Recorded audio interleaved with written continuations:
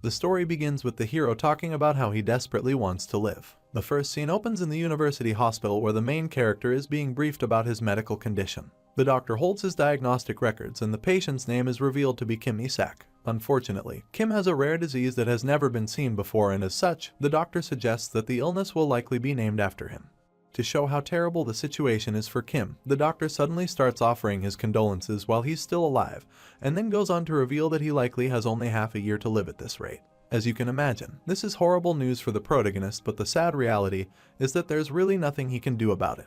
After his session with the doctor, Kim walks out of the hospital, and even though he's supposed to have about 6 months left to live, he looks as if he's already a dead man walking.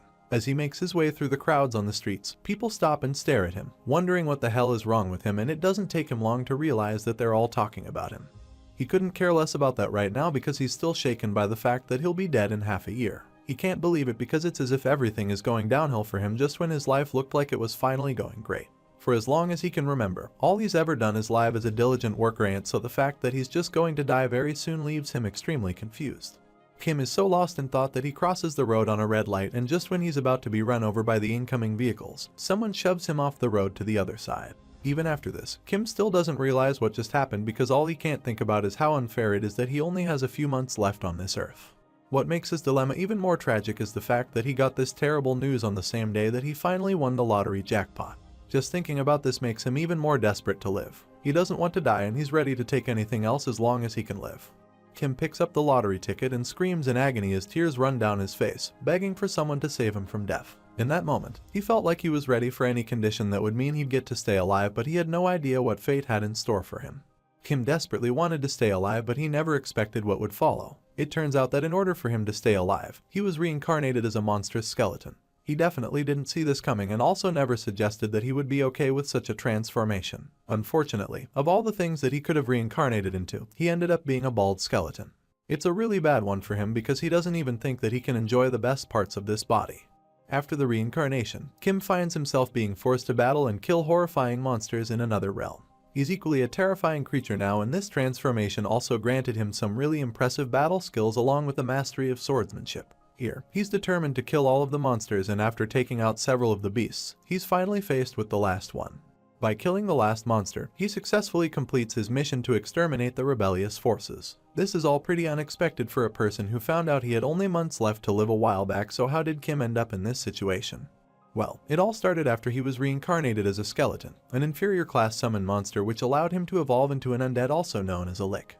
This reincarnation brought him to another realm where he became recognized as the Undying Sovereign. He brought prosperity to the demon kind, who were on the brink of ruination before he arrived. As such, the demons adore him, which flatters him a lot because even though he's bald, at least he's the great demon king in this realm.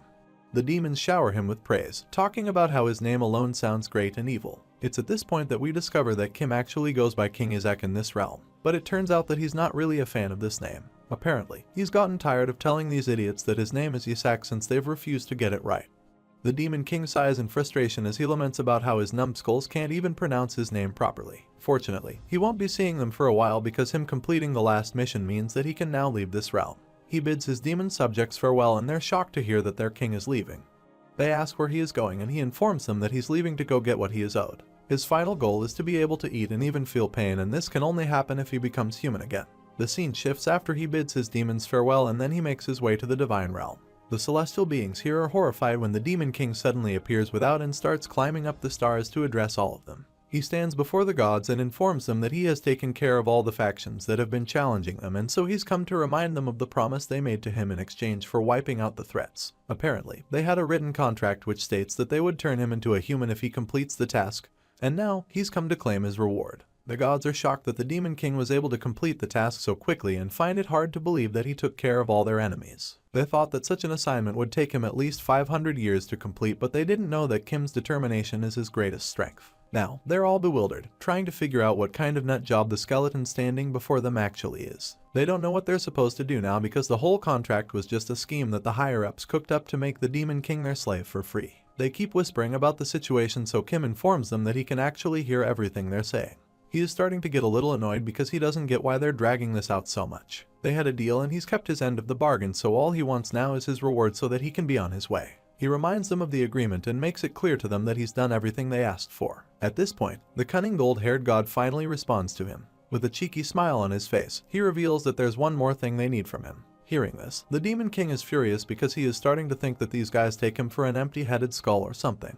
He's so annoyed that he can't even hide it, so he snaps at them, asking if they think that he is just some kind of pushover. Just thinking about this leaves him furious, and if he had blood flowing in his body, it would definitely be boiling. For this, he decides that he'll make them pay, not caring whether they're gods or not. With this in mind, he unleashes a huge blast of power to intimidate the gods, demanding to know if they made him do all that he did when they didn't even have a way to turn him human again. Well, it turns out that this is what happened because as soon as Kim starts to lose his shit, the gods begin to panic. One of them claims that the Demon King must have realized their little scheme, and the other just starts claiming that this is why he was against the plan from the start, wondering why they ever made a contract with a lowly maverick in the first place. Hearing this, Kim is even more pissed, so he interrupts the arrogant god. The Demon King was summoned through a forbidden art, and so he's outside the bounds of the natural laws, which makes him an imperishable being. He can't die from old age because he's an undead, and on top of that, his abilities also make him a threat to the divine realm. Kim knows all of this, so he reminds them just how powerful he is and threatens to make them pay if they can't turn him into a human. At this point, the gods realize that they're about to face his wrath, so they immediately start to beg for some more time. They ask him to just take care of a few more problems for them, which is just annoyingly bold of them when they clearly didn't keep to their word the first time. Now that they've failed to keep their promise, the Demon King informs them that they will have to pay with their lives. That being said, he reveals that it's time for them to become skulls just like him, and then he proceeds to let out a villainous laugh. Just when Kim is about to deal with the lying bastards, he notices something strange happening to him. For some unknown reason, his mana starts to fade and he's suddenly unable to move his body. At this point, the cunning god from earlier reveals that he's the one responsible for this. He mocks Kim's efforts, calling them futile, and then reveals that the one whose name is written in their book will be unable to move no matter who they are. This crafty god wrote Kim's name there to activate the Banish Disaster spell, and reveals that it's the highest class holy art used to seal disasters as powerful as the Demon King. He claims that Kim should have been thankful that they even let him do their bidding.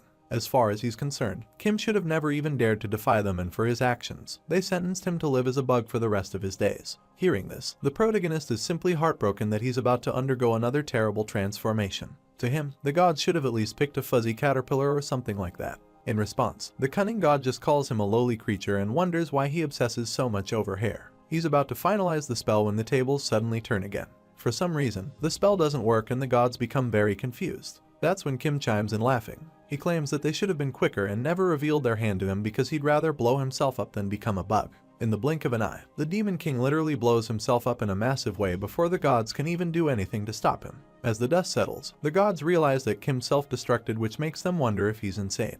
Just then, they find a bug crawling nearby and they realize that the spell might have worked. They start to think that it actually activated and sealed the Demon King's soul, so they're pretty relieved. With the Demon King gone, the gods feel that they should be able to regain their powers because every time a demon disappears, they become stronger. As great as this all sounds, they also know that they can't afford to let their guard down just yet because they don't know when another disaster of the same ilk will be born.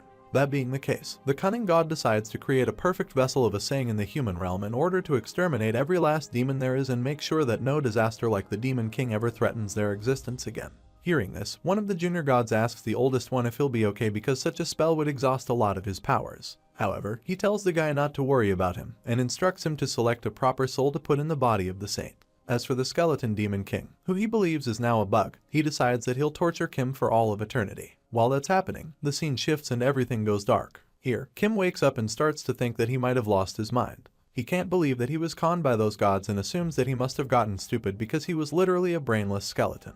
Just then, the place becomes really bright, which catches him off guard. At first, he can't feel anything and figures that he doesn't have any hands because he's a bug, but then all of a sudden, he starts to feel some warmth and dampness before realizing that he actually has hands. Strangely, these are baby hands, and in that moment, he realizes that he has become human again, but he has no idea how. He remembers that those bastard gods wanted him dead, so the fact that he's still alive means that they messed up the seal somehow. While he's still wondering what the hell is going on, his thoughts are interrupted by someone who calls him the Holy One. The lady is so excited as she reveals that the saint has opened his eyes, and of course, our boy has no idea what she's talking about. The young man and the lady standing next to his cradle are surprised that he woke up from his nap already, and Kim quickly presumes that these guys must be his nanas or something, but the truth is that these guys aren't here to take care of him. They tell him that he needs to fall back asleep, and that's when he sees the baby bottle filled with poison. The man claims that the holy child needs to rest in peace, so it becomes clear that they're here to kill him at this point.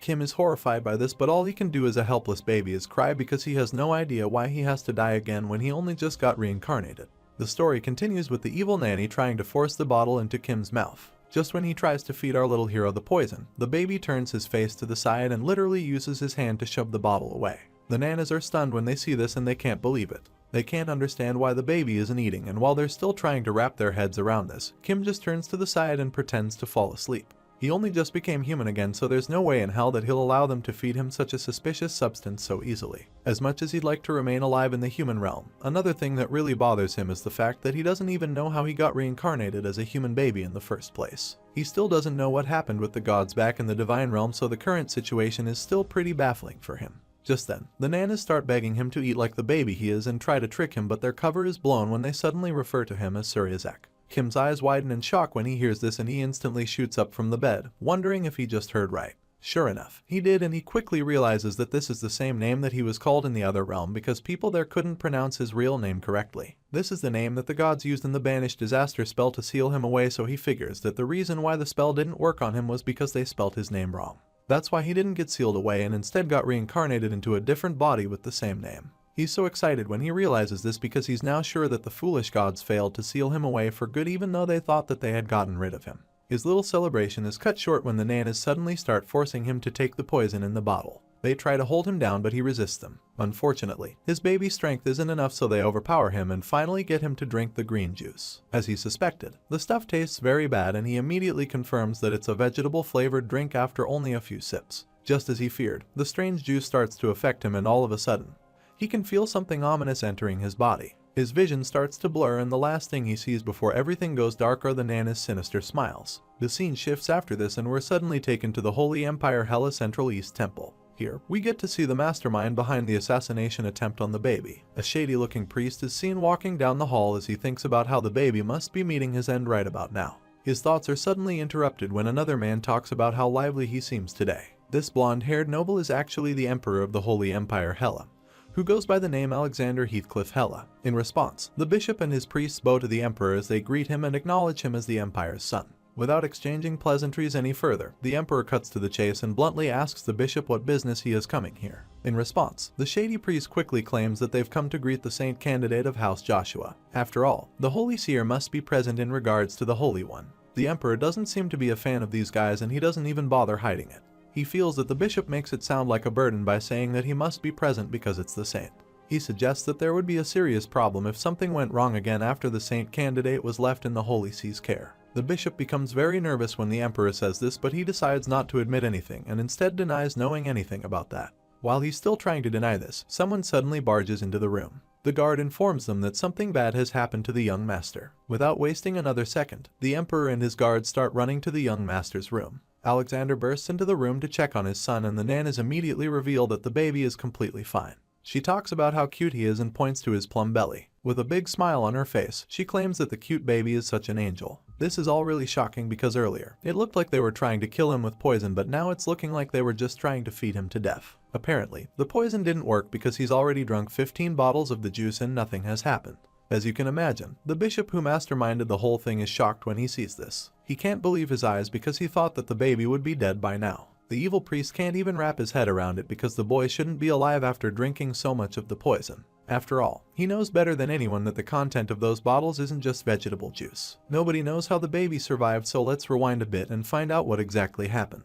Well, it all started a few minutes ago when the nanas gave him the drink for the first time. He started feeling dizzy, and he could also sense the ominous energy entering his body. It was only after a few sips that he realized that it wasn't just any ordinary poison. It's actually holy poison, a devastating poison that destroys the holy power of the members of the clergy. It doesn't have any immediate effects, but because it's poison, it becomes deadly if too much accumulates in the body. With that being said, the fact that he drank 15 bottles already without being dead is just insane. Well, it turns out that there's a small tweak regarding the poison. Apparently, the poison is made from the mana of demons, so as a former demon king, this is just perfect for him. Giving things made from mana to a demon like him is amazing for him. He decides that he'll eat up all of the poison because as far as he's concerned, it's mana baby food.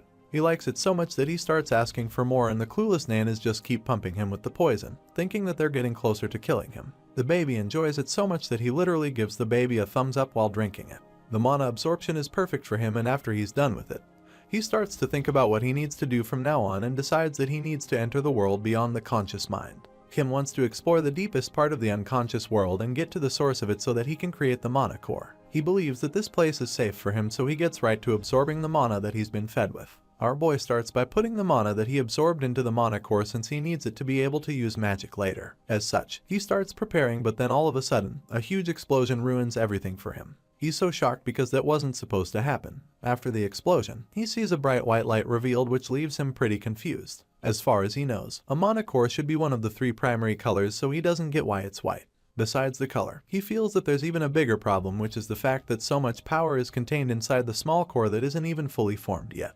It's pretty baffling, but it's also good for him because it appears that the result of his mana absorption is even beyond his expectations. He attempts to go closer to the powerful mana core, and with each step, all he can do is wonder just how many blessings were crammed into this young body of his. He's so impressed and feels that he might even be able to become a much greater monster than he imagined if he manages to grow with this power. As he finally reaches the bright white core, he sees his new name, Isaac, boldly written on it, and without any hesitation, he pushes the survive button beneath it. It reminds him of the desperate desire to survive that was engraved within his soul. Back in his previous life, he wanted to survive no matter what, and in the end, that became the genesis of the Skeleton King. That made him able to create special original buffs and skills. And now, those skills were inherited by this new baby body, which is absolutely amazing for him. Back in the human realm, we see that baby Isaac is now fast asleep, and the evil nanas are anxiously watching him to confirm if he's finally dead after pumping him with several bottles of poison. After staring at him for a while, the lady tells her partner in crime to check the baby and confirm, but Isaac suddenly raises his hand in his sleep, which almost gives the nanas a heart attack. To their surprise, he literally asks for one more bottle of the green juice, requesting that it be stronger than all the ones before. The flashback scene finally ends and we're all caught up with the present. Now, Alexander is in the room as well, and he's pretty relieved to see that nothing bad happened to the child. If only he knows that the saint nearly got assassinated not too long ago. While most people around are relieved, the bishop is extremely nervous now. He notices Isaac staring at him from the cradle, and this makes him very uncomfortable. He knows what the evil priest was in on his assassination attempt, but he decides to play it cool. He feels that he can't afford to be suspicious no matter what, and decides that it's best to just keep a smile on his face and act like he has no idea. So, he does just that and starts smiling all of a sudden, which also manages to piss the bishop off. He's furious that the baby is still laughing because he expected that the child would have been dying as he coughed up blood. The scene shifts and we're taken a few days back at the headquarters of the Holy See. Here, someone reveals that whoever becomes the saint will possess the Holy Empire, and while most people in the story are okay with this, there are those who are not too happy about it. A certain long-haired character is particularly irritated by the thought of those pesky noble families having declared that one of their children to be the saint. He complains about this to the bishop, who seems to be one of his loyalists. The priest tells him not to worry and assures him that they're dealing with the other saint candidates. Hearing this, the man is pleased, but then he also admits that he heard a very unpleasant rumor earlier. Apparently, he also found out that a saint candidate appeared from House Joshua, and he's very annoyed just thinking about it. He's so pissed that he almost crushes the wine chalice in his hand. He knows that House Joshua is the emperor's right hand, so that's some really tough competition. The bishop gets really nervous at this point, claiming that there's nothing they can do about it because he feels that the baby died before they got there. This desperate noble is actually Harry Barrett, the cardinal and head of House Barrett. He reveals that he acted first to ensure the child's death, but now he needs someone to verify the corpse for him. Harry made an attempt on the child's life because he wants to make sure that the saint can only come from his house. As the flashback ends, we see the bishop boiling in anger as he sweats profusely. Lord Barrett told him that the child would be dead, so he doesn't get why that's not the case. The situation is bad for him at the moment because he knows that he can't go back to Harry with such bad news. Alexander admired the boy in his cradle, pointing out his shiny platinum blonde hair, which is the same color of hair that the emperor's found had. He expects the bishop to agree with him, but the priest just tries to advise him against such blasphemy. At this point, Isaac realizes that the man standing above his cradle is the emperor, and he's so taken aback. Alexander continues to admire the child, claiming that he even looks closer to God than the current pope. That being said, he concludes that Isaac must be the final saint candidate, and the moment he says this, our boy is absolutely stunned. He had no idea that he was the saint candidate, and he's finally starting to understand what's been going on. As you can imagine, the bishop isn't happy to see that the emperor is already favoring this child, and so he decides that he can't let it be. With this in mind, he comes up with a mischievous plan and requests permission to inspect the child.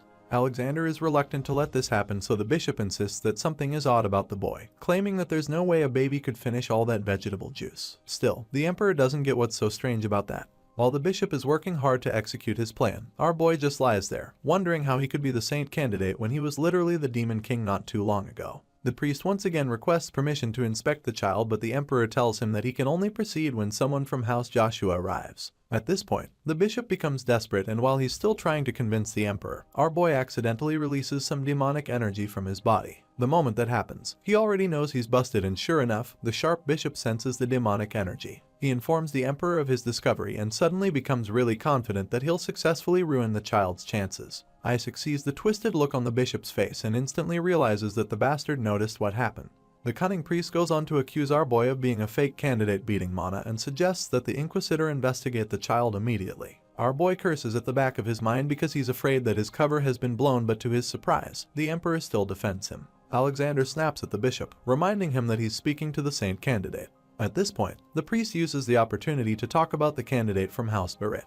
He tells the emperor not to worry and claims that the pope already selected the child from House Berit as his saint. Fortunately, Alexander doesn't subscribe to that nomination. In fact, he's annoyed that the pope would select a child from his own house as the saint and considers it a shameless move. While this exchange is going on, Isaac is literally sweating nervously in his cradle because he doesn't get why the bishop is trying so hard to get rid of him. Things get worse for our boy all of a sudden when the bishop picks him up from the bed and orders the priests to invite an inquisitor. Thankfully, just when it looked like the jig was up for our boy, the emperor halts the entire process. He reminds the bishop that House Joshua is the imperial family's closest ally, and as such, he strongly suggests that his child be reassessed at a later date.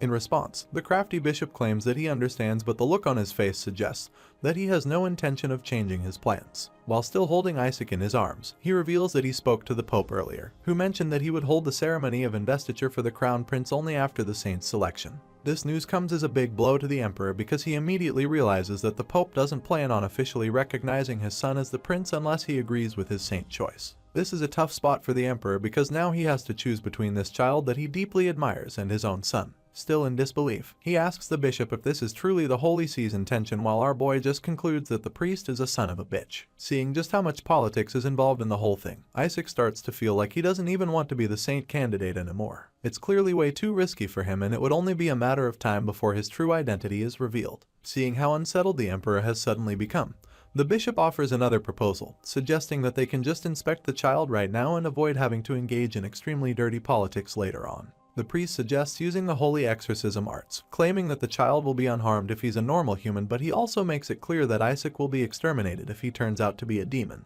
Before the bishop can even finish saying this, our boy lands a mean blow on his face which knocks out a few of his teeth along with some blood. After doing this, Isaac just starts mumbling a whole lot of gibberish, which translates to him calling the bishop an arrogant son of a bitch. Seeing that the man is determined to blow his cover, our boy figures that it's best to play along with whatever game he is. With his cheek absolutely throbbing, he winces in pain and wonders how an ordinary bottle can hurt so much. Just then, he notices that the baby is literally glowing and begins to think that this light might actually mean that the child is truly the saint. He did sense some holy energy from the child too, but this one is different, and while he's still trying to wrap his head around it, Isaac hits him with the bottle a couple more times. The pain is unbearable, and after being brutalized by the baby, he confirms that this energy he's sensing is definitely mana. The emperor senses it as well, and he's so excited when he sees the bright light radiating from the child. While that's happening, our boy prepares to make the bottle even tougher with strengthening magic so that he can give the bishop one last hit that he won't forget, all while making sure that he looks like an innocent baby the whole time. Isaac lands the final blow on the old man's head, and it's so painful this time around that the bishop is forced to his knees. Seeing this, the emperor concludes that the priest must be admiring the baby's holy power. After beating the shit out of the old man, our boy notices something strange on his glowing bottle. It turns out that he senses a faint amount of holy power too whenever he uses mana. Mana and holy power are incompatible and normally can't be used together, so he figures that this strange combo must have something to do with that white mana core. Suddenly, the bishop has finally had enough, so he grabs the bottle and tosses it on the floor as he gets back on his feet with the child still in his arms. He then claims that the baby is a heretic and insists that they use the holy exorcism arts immediately. Our boy is just disappointed when he sees that this piece of shit still hasn't learned his lesson. Since the bishop has refused to give up and mind his own business, Isaac decides that it's time to pull out the big guns. He wasn't planning on going this far before, but now he has no choice. The baby suddenly reaches under the priest's sleeve and reveals a very interesting item that the man has been hiding there. It's a strange demon hand with a cross on it, which our boy identifies as the corpse of a sealed high-ranking demon, also known as a totem.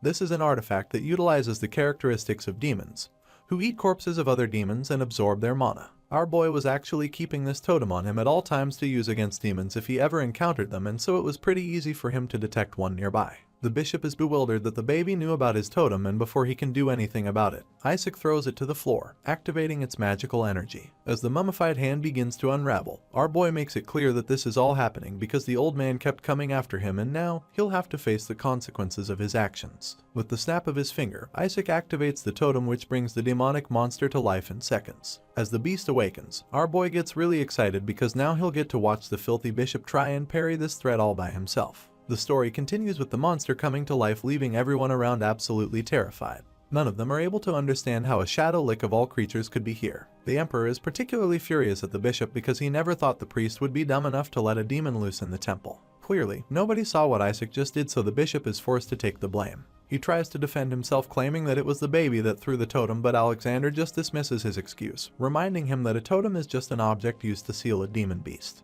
As far as he's concerned, a baby is incapable of activating the artifact, and so he's convinced that the bishop is responsible. As if the situation wasn't already annoying enough for the priest, the emperor suddenly orders all of his forces to focus on protecting the saint candidate from the demon beast. As such, several guards rush to take Isaac away from the bishop, all oblivious to the fact that the kid is the mastermind. Our boy just laughs at the old man as the guards carry him to safety. He taunts the bishop and patiently waits to see how the old man will deal with the demon on the loose. All of a sudden, the shadow lick starts chanting something that instantly changes the situation. It turns out that this hooded demon that our boy just brought back to life is actually mandated to kill the saint, who just happens to be him in this life. So, when he hears the demon saying this over and over, the smug look on his face disappears and is instantly replaced with a look of confusion. The shadow lick charges at the guards trying to protect him, but even though the monster is absolutely terrifying, they all stand their ground, determined to protect the young lord. Isaac has no idea what the hell is wrong with the creature because he literally saved its life and now it's trying to attack him.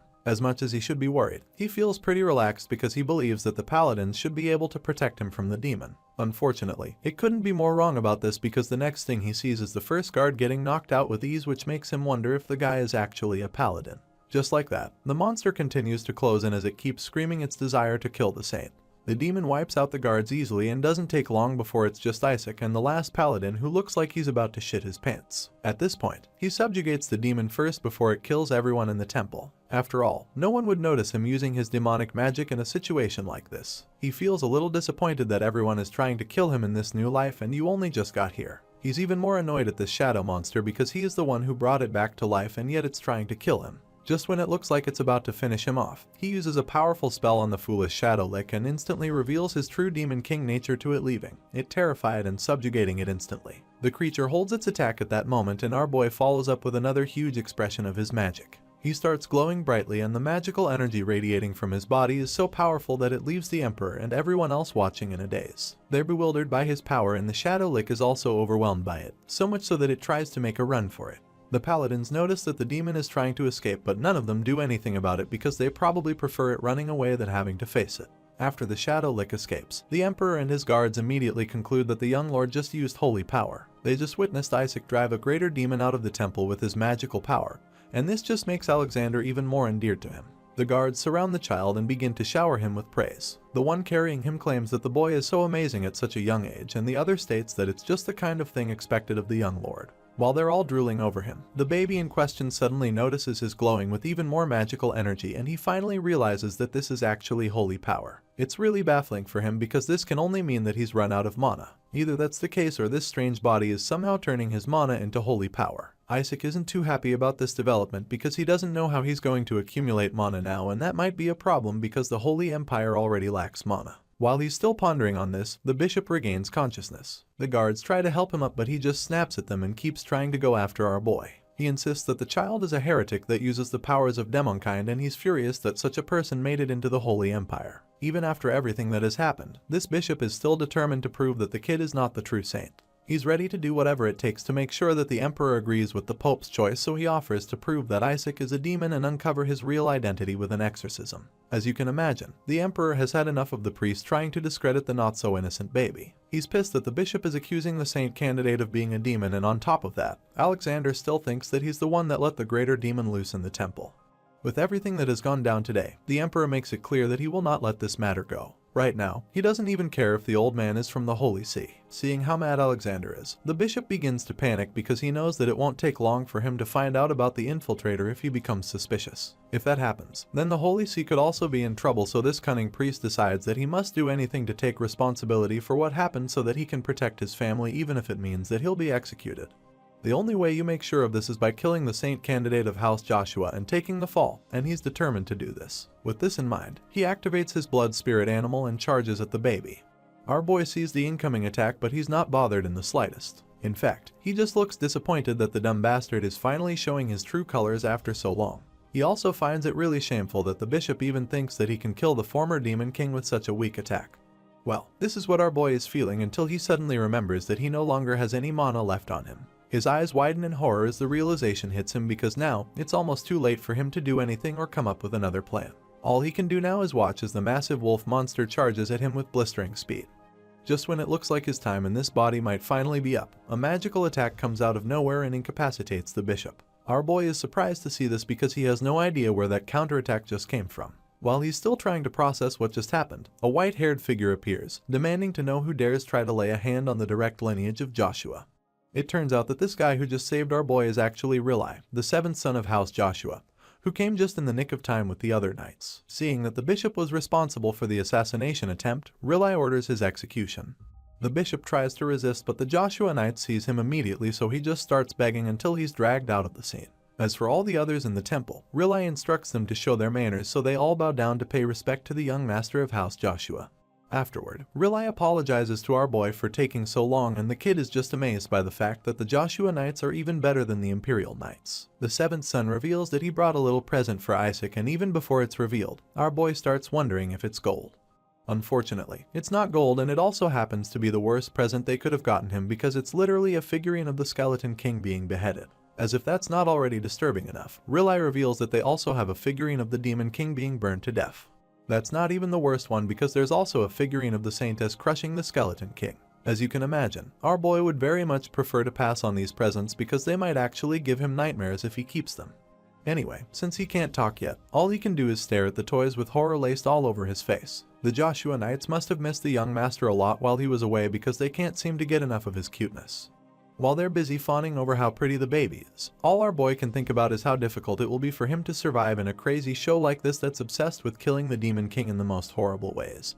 He's so lost in thought that he doesn't even realize when a tear runs down his face, and when the guards see it, they just conclude that he likes the figurine so much that he was pushed to tears. The knights are convinced that the young lord likes the presents so much, but in reality our boy is just horrified by the thought of having to live with these guys. He can't even imagine how he's supposed to survive in this crazy family. While thinking about this, something crosses his mind all of a sudden. He recalls the Joshua name and realizes just how familiar it actually is. Our boy remembers that he's actually heard this name before in his previous life as the Demon King. It turns out that the saintesses that came to end him while he was a skeleton demon were actually from the Yusha family.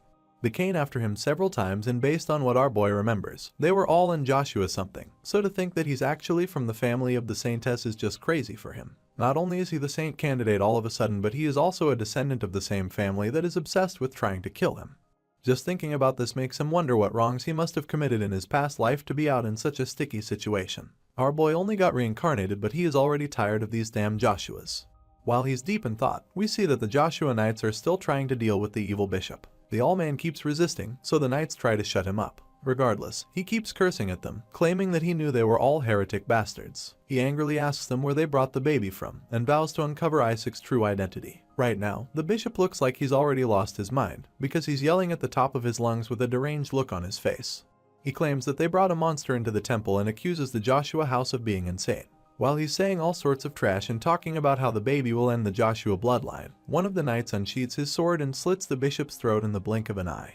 As you'd expect, this ruthless knight is none other than Rilai, who stands over the dying priest, telling him to be grateful for the benevolence of Joshua that spared his neck after he spouted that nonsense. Seeing what just happened, our boy is pretty taken aback because he didn't know that the knight was this useful. The guy literally slashed the bishop's neck just because he insulted the Joshua family. After witnessing this, Isaac is so surprised to see that the white-haired knight has the confidence to even take in the Holy See. Just then, one of the other knights comes around with a blindfold to cover the baby's eyes, feeling that the young lord should only have to witness good things and not horrifying stuff like an execution. Seeing how soft these guys are, Isaac is just a little annoyed. He feels that they're all crazy and starts to reconsider what he said about them being useful. The more he thinks about these guys, the more stuff he recalls about them. He suddenly remembers that the blue Joshuas were pretty strong and that his subordinates would freak out whenever they saw the blue ones. The knights in question are still trying to make the baby interested in the figurines, which just pisses him off. Before he can get any more frustrated, the emperor chimes in, stating that his family owes this baby a debt. After all, he literally just aced the temple from a deadly shadow lick. With this in mind, he calls on Sir Rilai, asking him to tell the head of House Joshua that the imperial palace wants to raise the boy. Surprisingly, the white-haired knight doesn't agree with this idea. He feels that Alexander jokes too much, and while he's dismissing the suggestion, Isaac gets all excited by the idea of being scouted by the imperial palace. Seeing that the young knight doesn't look forthcoming, the emperor tries to convince him otherwise, reminding Sir Rilai that the Holy Empire will target the boy internally and externally. While it's true that Joshua is powerful, Alexander doesn't think that the Blue Faith, the current knights of the house, have what it takes to protect the child. The seventh son is taken aback by this, and for a second he is left speechless. This statement makes our boy very curious, and he begins to wonder what the emperor is talking about. Isaac leans closer so he can listen properly, and that's when he hears the emperor say that the Pope will disapprove of the boy. The color of his hair is symbolic of the ancestors of the Holy Empire, and that's not even the worst part, because the Skeleton King seems to be after the next saint candidate. All of this sounds pretty baffling to our boy because he's literally the Skeleton King, and if the emperor is right, then it means he would have to be afraid of himself, which doesn't really make any sense. His thoughts are interrupted when he suddenly hears Sir Rilai apologizing to Alexander a second time. Apparently, nothing the emperor just said is enough to change his mind, so he politely insists that the child be raised by House Joshua.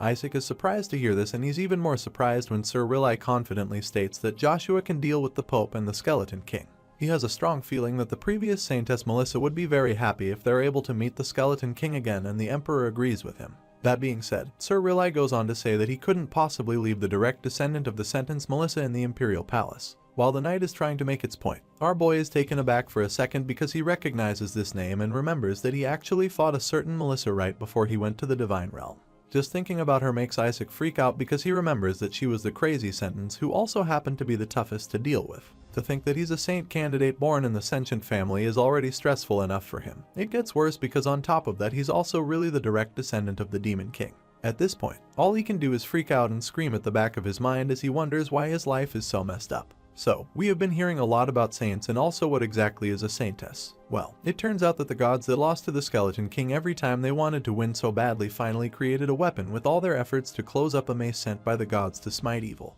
The lion of the battlefield that wields holy light, the greatest light of the Holy Empire and the highest ranking knight. Due to the overwhelming power of the saintess, people believed that the Skeleton King had seen his final days. This warrior of the gods had attack and defense close to death of celestial beings. She had cockroach level survival, which means that she was almost unkillable. She also had his self-destruct mechanism in case she needed it, and with every generation she got stronger. Even with all of these skills and abilities, the Skeleton King remained merciless and was able to always defeat her. With all of this in mind, our boy recalls how he has never actually killed a saintess because it's not good for him anyway. If a saintess dies and the holy power goes back to the gods, they can just send an upgraded next version saintess. That's how they had been doing it for the longest time, and it was like a walk in the park for him. But the last saintess, Melissa, was really strong to beat. She was so powerful that he almost even died during the fight, so to think that he's now the descendant of someone who hates his true identity so much makes him very worried. The conversation between the knight and the emperor resumes at this point, with Sir Rilai pointing out how the saintess lives only for the destruction of the Skeleton King, stating that Joshua produces those saintesses and carries out the will of the gods. As such, he's confident that the Joshua family has the ability to protect the child. Hearing this, the emperor is a little pissed because he knows that the knight is making a lot of sense. He's left speechless for a while because he doesn't really know how to counter the point. Just then, one of his paladins chimes in and sides with the emperor. The guy points out how numerous saintesses have been martyred by the Skeleton King, but Isaac just feels bad when he hears them saying this again because he didn't even kill any of the saintesses. The paladin resumes his rant, stating that the Skeleton King once banished a saintess to a labyrinth just because he thought that she wasn't good enough to fight. This is another false accusation that our boy wishes he could clarify because he definitely didn't banish her. What actually happened was that he let her go, but it turns out she was bad with directions and ended up getting herself lost. Apparently, there were 5 other saintesses who died of stress-related diseases after facing the Demon King, and as you can imagine, Isaac refuses to take the blame for this one too because he feels that they should have just gone to the hospital or something if they were sick. Our boy starts to get pretty uncomfortable as he listens to the whole exchange, and while he's freaking out, Sir Riley just tells him not to worry, claiming that House Joshua has heard all the stories and doesn't care about the curse. At this point, Isaac calms down for a second because even though he's not okay with all the things they've been saying, he's very curious about what this curse is all about. Sir Riley lifts the baby up, admitting that they are all thankful for his birth, but then again, he reveals that there's one more thing they wish from the child. Apparently, all they want from our boy Isaac is that he doesn't grow up to be like the terrible Skeleton King, which is going to be pretty difficult considering the fact that he was actually the previous Demon King. The pressure on him is something else, and even though he just got reincarnated into this world, he still feels that he owes his parents, who he doesn't even know yet, an apology because everyone already believes that he was a bad person. The Emperor is still determined to have the new saint candidate raised under his care, so he pleads with Sir Riley to reconsider his decision. It's been 150 years since the Skeleton King has been sealed away, and so the Emperor is afraid that the demons have become more powerful in that time. On the other hand, Isaac is just bewildered by the fact that it's been over a century since he was sealed away. He figures that Saintess Melissa must have died long ago since she was already 50 years old the last time they fought.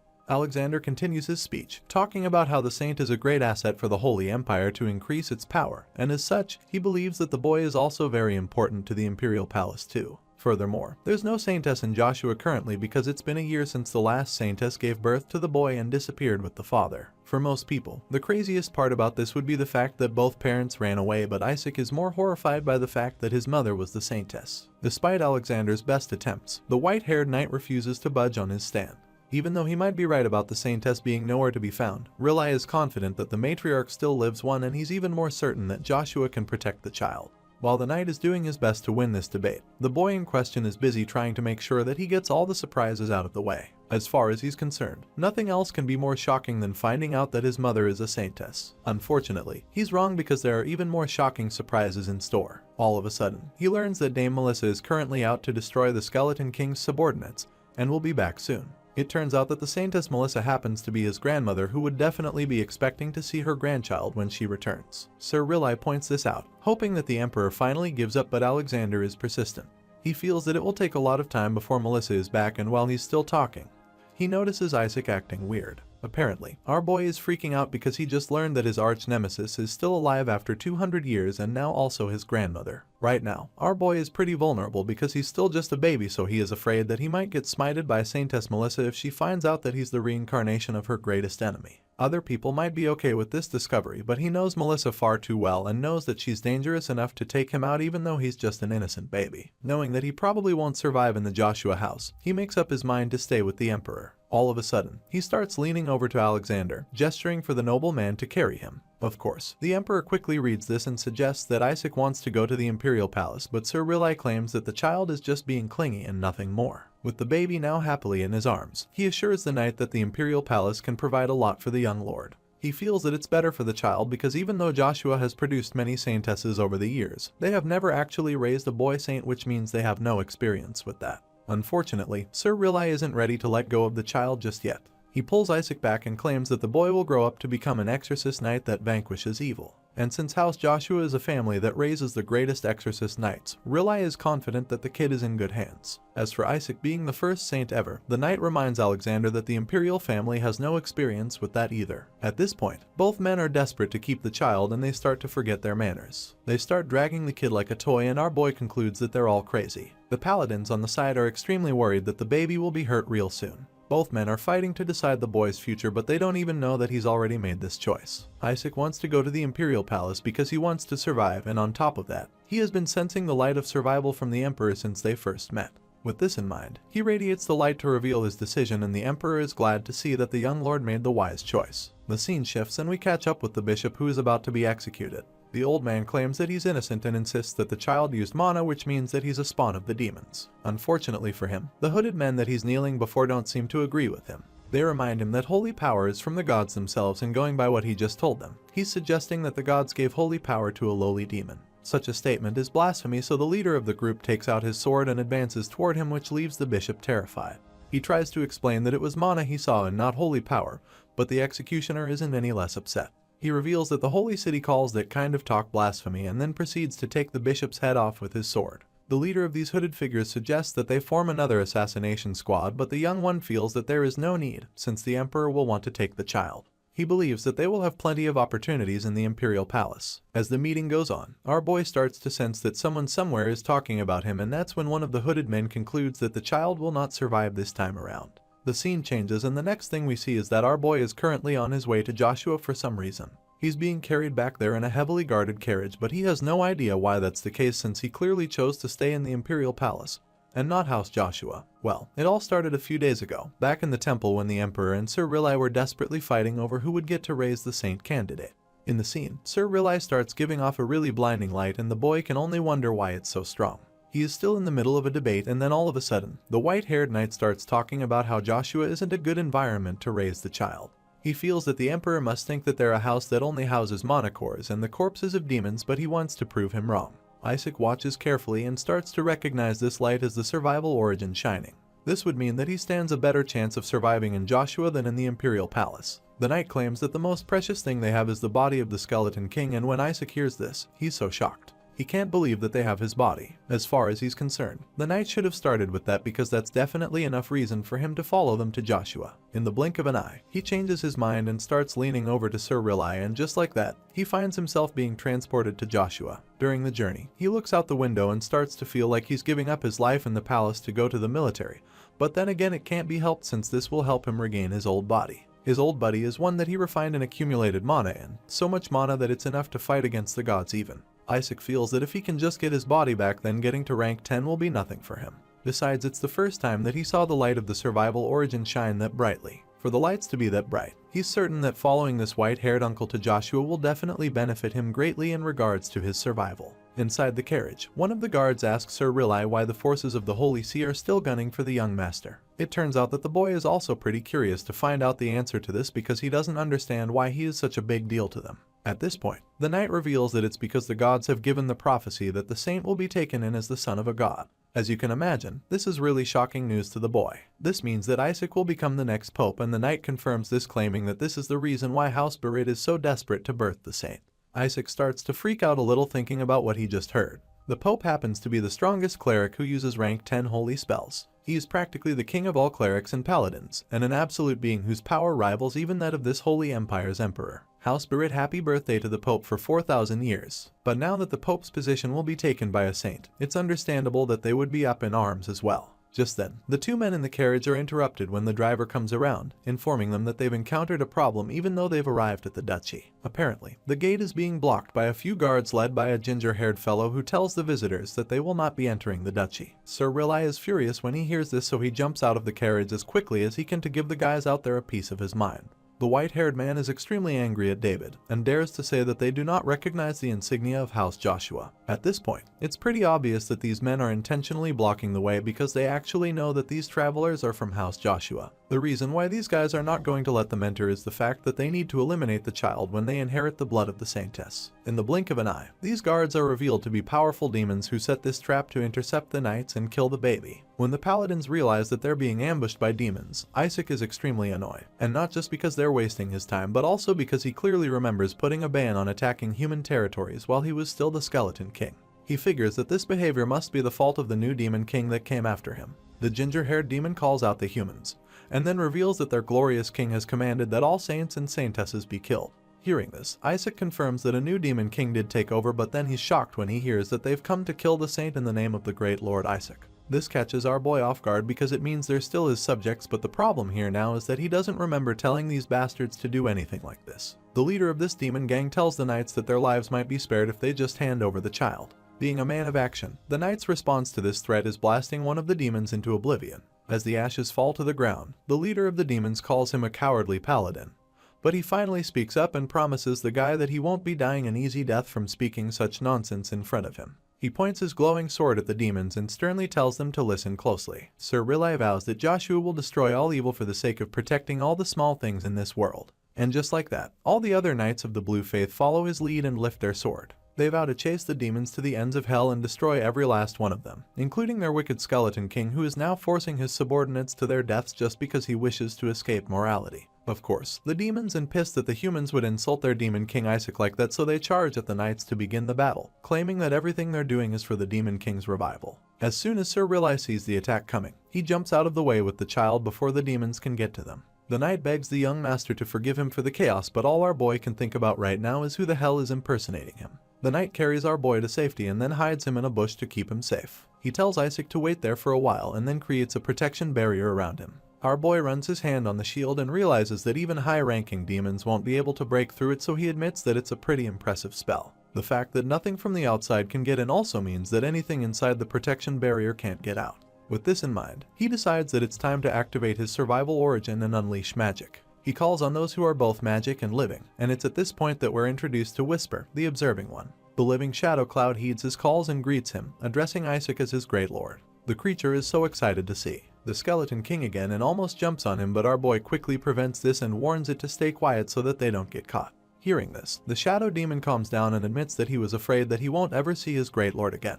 In response, Isaac admits that he also thought it was the end for him. It's been a while since he saw Whisper made of the sapient detection magic. This is the guy that the Skeleton King created because he couldn't be bothered keeping up detection magic in the middle of a fight. Whisper somehow gained consciousness at some point and Isaac feels that it's pretty cute. This shadow demon is so in love with his master and concludes that the Demon King is still the same as ever. He congratulates our boy for mercilessly stealing the body of an infant because that's what he thinks happened.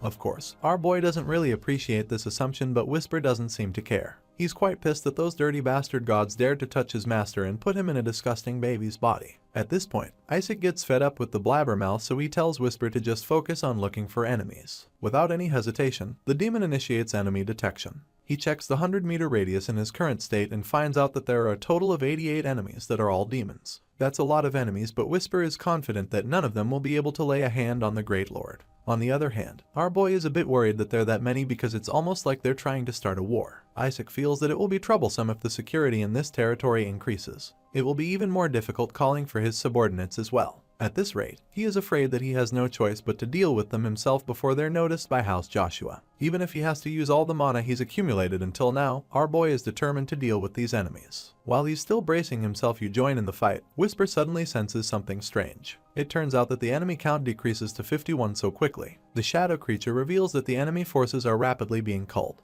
The number drops to 31 in a flash. At this point, even Isaac is alarmed because he doesn't even know how that's happening. While he's still trying to wrap his head around that, Whisper informs him that the count has dropped to 13. We get to see what's going on the battlefield. There, one of the paladins calls out to Sir Rilai, warning him that something seems to be coming their way. At this point, the white-haired knight orders his men to take up a defensive formation. There are only 4 demons left on the battlefield, so they try to retreat. Just then, Whisper arrives at the scene, so they assume that their comrade has come to join them so that they can kill the saint today. They start chanting, but just then they think that reinforcements have arrived to help them out. Whisper annihilates them completely. The human warriors are stunned when they see the Shadow Lick helping them wipe out the demons. Isaac is so excited that he could join in the fight, but then all of a sudden, everything goes south when the Shadow Lick from before appears and starts threatening the Joshua Knights for daring to touch his master. He grows so big all of a sudden, and when our boy's eyes what he's up to, he's so shocked because that's the last thing he expected. He roars at the knights, telling them to forfeit their lives, and this sends our boy into a state of panic. He wonders what the hell is wrong with the Shadow Lick, and then turns to the knights, scolding them for trapping him in the body of a lowly child because that's what he thinks happened. Since Isaac was the one to free him, all of Shadow Lick's twisted affection for him suddenly exploded. The Joshua Knights are so terrified because they have no idea what the hell is going on, and that's when the Shadow warns them not to even look at the boy with their disgusting eyes. He threatens to tear their eyes out if they even think about looking at Isaac. At this point, you would think that our boy's cover has been blown, but it turns out that the humans aren't able to understand the Shadow Lick because he speaks a different language. Our boy enters the scene and realizes that this bastard has figured out that he's the Skeleton King. It's annoying, but he also admits that the guy's effort in following him is commendable. As you can imagine, the Joshua Knights are not intimidated by the massive Shadow Lick. Sir Rilai orders his men to prepare for battle, and they do just that. Meanwhile, Isaac is afraid that this Shadow Lick will destroy his lifeline, which is his super rich mana core. He tries to relay the message, but it just comes off as babbling, and Sir Rilai can't understand him either. The white-haired knight tries to comfort the young master, telling him to stay calm while he resolves the threat. He's interrupted when the Shadow Lick starts laughing all of a sudden. The big black creature is so excited that his master has finally recognized him. Seeing this, one of the other knights becomes pretty nervous because he's afraid that the Shadow Lick is displaying hostility. Just as they suspected, the creature suddenly charges at them, but it's not actually trying to kill them right now. Its main target is Isaac because it wants to save the boy from the seal. Before Sir Rilai and the others can even do anything to intervene, the Shadow Lick reaches Isaac. Our boy then orders the creature to start by breaking the protective barrier, which it does easily in the blink of an eye. Once Isaac is out of the ball, he follows up by telling him to stop messing around and get some rest. The Shadow Lick is so shocked when he receives the command, but there's really nothing he can do, so he obeys and finds himself sucked back into the totem. As you'd expect, the knights are absolutely dumbfounded when they see what just happened, and as the demon hand falls to the ground, they realize that this little kid just totemized a demon kin. The scene shifts after this, and the next thing we see is a big celebration for the young lord. The knights announce to everyone that Isaac totemized a demon the first try, which makes them conclude that he is absolutely incredible. He used a holy spell that only those who are at least as powerful as a saintess or cardinal can use. At least that's what they think. The truth is that our boy actually used mana, but Sir Rilai is convinced that it was a holy spell of totemization. However, he also finds it off that he can't feel any holy power from the kid. The seventh son is really torn about the whole thing, but most of the other knights aren't concerned. For all they know, they just witnessed the young lord's true worth revealed during a time of emergency. Another thing that Rilai finds pretty suspicious is how the Shadow Lick rushed toward Isaac earlier. He feels that the creature must have felt endangered and rushed to remove the source of the power. The white-haired knight is very suspicious about everything, but the other paladins are so obsessed with the boy, rambling on about how he is definitely the saint. Thinking about this for a second, Sir Rilai figures that it's actually true. After all, even the Shadow Lick came here aiming for the child, so even if he isn't the saint as they all believe, there's definitely something special about him. Even so, Sir Rilai is not exactly happy that it had to be a young boy who has the curse of the Skeleton King. Just then, the captain of the Blue Order Knights talks about how they shall protect the child because he will grow up to be the future of Joshua. At this point, Rilai finally realizes that he was being foolish all along because he was only afraid of the Skeleton King's curse and didn't consider the fact that the boy will uplift the house of Joshua. Now that his eyes have opened, he carries the baby and suggests that it's time for them to go home because he has many talents and they will raise him to become an incredible holy knight. Isaac is pretty okay with not even becoming a knight because all he wants is for them to give him back his body when they get there. The knight vows to protect the boy no matter the cost, even though it's pretty clear that he won't live very long, which shocks our boy. He is confident that the boy's name will be spread far and wide across the continent. Rilai lifts him into the air and he starts to freak out because he just heard something really disturbing. Unfortunately, the knight assumes that the baby is just excited about becoming a knight of the blue faith. The white-haired man promises to start teaching him how to curse the dishonorable Skeleton King as soon as they get home. Of course, this pisses off the young master, who confirms that these guys are definitely bastards. The scene changes and we're taken to the Joshua Duchy. As soon as they enter the place, Isaac is absolutely furious because these Joshua bastards were viciously tearing up the Demonkin, but they're really living the high life over here. He's overwhelmed by the whole thing and wonders how much it would have cost to build this place. Our boy remembers how he worked himself ragged trying to do whatever he could to feed his kids. Even Whisper is blown away by how magnificent the duchy is. He admits that it's on a completely different level from their shabby palace. The gap is so much that they would even be able to buy 10 Demon King castles if they just sold a few of the sculptures in the duchy, and of course, this annoys our boy a lot since it's actually true. Sir Rilai officially welcomes him into the Joshua residence, the place where exorcism and monster slaying began on the continent. He carries the baby and tells him to look out the window, showing him some other kids outside. He assures Isaac that he'll be just like those kids when he's older. Our boy takes a closer look and sees the young knights in training beating the shit out of a puppet posing as the Skeleton King. This just goes to show how much hatred this family has for the Demon King, and even though he's shaken by it at first, he shrugs off the feeling, because he's confident that he can burn the Emperor alive and take over the place now that he has infiltrated the Holy Empire. Whisper chimes in at this point, teasing our boy for holding a grudge against kids despite being the Demon King. In response, he just tells the Black Cloud to shut the hell up and search the surroundings. Without wasting a second, Whisper gets right to it, and it doesn't take long for him to find something. Isaac is amazed by the sight before him because he's never seen so many mana cores gathered in one place. Whisper is equally blown away by this, and it makes him wonder just how many Demonkin these guys have killed. After a while, they arrive at the main house and Sir Rilai immediately asks for his room to be organized because Isaac will be staying with him. Unfortunately, the servants at the main entrance politely inform him that they've received orders to guide the young master Isaac to the annex. Of course, the white-haired knight is curious as to why that's the case, so another servant reveals that the fifth son said to never bring Isaac into the main building. While our boy is just confused about everything going on, Rilai is just pissed that the fifth master wants to send Isaac to a cursed place where someone met their end. Hearing all of this, our boy just concludes that the Joshua family is falling apart. Rilai is disappointed at his big brother for doing something really pointless, and Isaac agrees because he knows that he could literally be living in a mansion. He doesn't want to stay in the annex, but then Whisper informs him that the mana cores are there. Our boy starts to have a change of heart, but before he can do anything to influence the knight, Rilai forces his way through, insisting that he can't let his nephew stay in that ghost-ridden place. Isaac tries to protest, but it all comes out as babbling. The seventh son heads up to his room so that he can read Isaac the holy scriptures of how the great saintess fought against the Skeleton King, which is also going to be his bedtime story every night. After that, he intends to tell the boy all the exorcism methods that have been specifically made for the Skeleton King. Of course, that's practically going to be like an exorcism for him. Thankfully, Riley is stopped in his tracks when the fifth son gets in the way. He wonders why his white-haired brother is making a fuss over picking up some homeless child. Apparently, Riley hasn't been home in a long time, and now that he's showing his face after so long, he's already going against his big brother. This brother in question is Gowel Joshua, the fifth son of the family. The guy stands in the way, making it clear that he's challenging the knight, and Isaac realizes that this guy is practically a thug. Gowel orders Riley to put down the baby and send him to the annex, but the seventh son refuses, claiming that they can't send a descendant of Joshua to a place where they literally exiled people in the past. At this point, Isaac figures that Gowel must be from the faction that doesn't want him here. Riley then asks his big brother to move aside so he can go read Isaac the terrible bedtime story. Of course, our boy doesn't want this to happen, and all he wants is to be put down so he can go to the annex. Seeing the baby up close, Gowel becomes pretty curious as to where Riley even found the child. He stares at Isaac with a twisted look on his face, claiming that the boy is not a descendant of their family. Our boy starts to get quite uncomfortable and wonders if the guy is a member of the clergy or if he is just a delinquent. Whatever the case, all he wants is to go to the annex so he can suck on monocores. At this point, Riley confronts his big brother, stating that he only wants to send Isaac away because he wants the boy out of contention. As soon as our boy hears this, he suddenly changes his mind.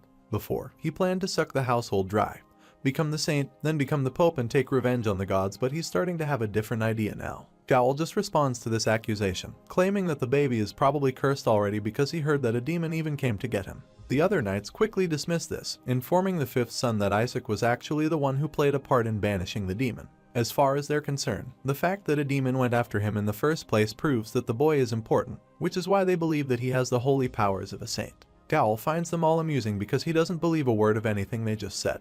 He's quite surprised that they put so much effort into covering this trash story, so he tells them to show him the boy's powers if they want to keep calling him the next saint. Hearing this, Whisper gets all excited, so he encourages the young master to show his powers by summoning a meteorite, but our boy doesn't want to do that. Gowel makes it clear that he won't believe anything until he sees it with his eyes, so he suggests that Isaac revive the part of their household symbol that their lord likes a lot if he's really the saint as they say he is. The fifth son points to the old tree, claiming that it died because of the demon's dark mana, so he feels that Isaac should be able to revive the tree with ease if he's really the saint. As you can imagine, Riley considers this a very ridiculous test, and Isaac concludes that Melissa's children are a piece of work. Just then, our boy and his black cloud buddy sense something that catches their attention, so he tosses Whisper over there to go handle it. Riley reminds his brother that the tree has been dead for over 70 years, so he doesn't get what the guy would even expect a child that can't even speak yet to do about it. The argument is cut short when they suddenly turn to see that the holy tree that was just dead suddenly came back to life. Gowel can't believe his eyes because this is the same tree that just kept dying even after they used healing and purification magic. While he's still in shock, our boy just smirks confidently because it was truly nothing for him. It turns out that he sent Whisper to go and suck up all the mana that was keeping the tree dead. The other knights are equally baffled by the situation, so they ask Sir Riley what he did to the tree, and he admits that he didn't do anything, so they conclude that Lord Isaac is the one responsible. Surprisingly, Gowel still refuses to believe that the kid is the saint. He reminds them that nobody in this house has been able to do anything about the tree, so he doesn't think the baby could have done anything. With this in mind, he concludes that someone else must have helped him, but nobody even cares what he thinks anymore. While he's busy being a hater, the other knights start praising the kid again. Gowel gets annoyed and accuses Riley of being responsible. He feels that the guy got the help of the saintess and made it look like the baby did it. Gowel starts to lose his shit and Riley keeps denying it, but the fifth son is convinced that they're using tricks on him. Riley points out how it's practically impossible for him to have met the saintess, and his tension keeps rising. Our boy starts to think that Melissa should focus more on her household instead of vanquishing demons. Taking a closer look at the fifth son, Isaac notices that he doesn't really look like Melissa. If anything, he's Riley's half-brother because he looks a lot like that bastard Pope. Gowel finally loses it, furious that Riley brought the boy here as the next saint candidate when he knows that they already have a candidate in the house. Our boy had no idea that there were other candidates in the family and figures that Gowel must already have a favorite. Whisper finds this all really exciting, so he encourages Isaac to compete with the other candidate. But our boy is more worried that the other candidate might be very wicked if Gowel is the one backing him up. Riley responds to his brother's rant, suggesting that Gowel leave Isaac alone since he's the son of their eldest brother and also has the right to lead this house. The fifth son almost feels insulted by this because he has no intention of letting the son of his cowardly first brother who ran away lead them. At this point, our boy starts to realize why he's being treated like an outcast when he hasn't even done anything wrong. Gowel didn't know that the baby was the son of the saintess until now, but he still isn't convinced that the child belongs to their brother. As far as he's concerned, the baby looks more like the saintess, and so he suggests selling Isaac off to continue their bloodline.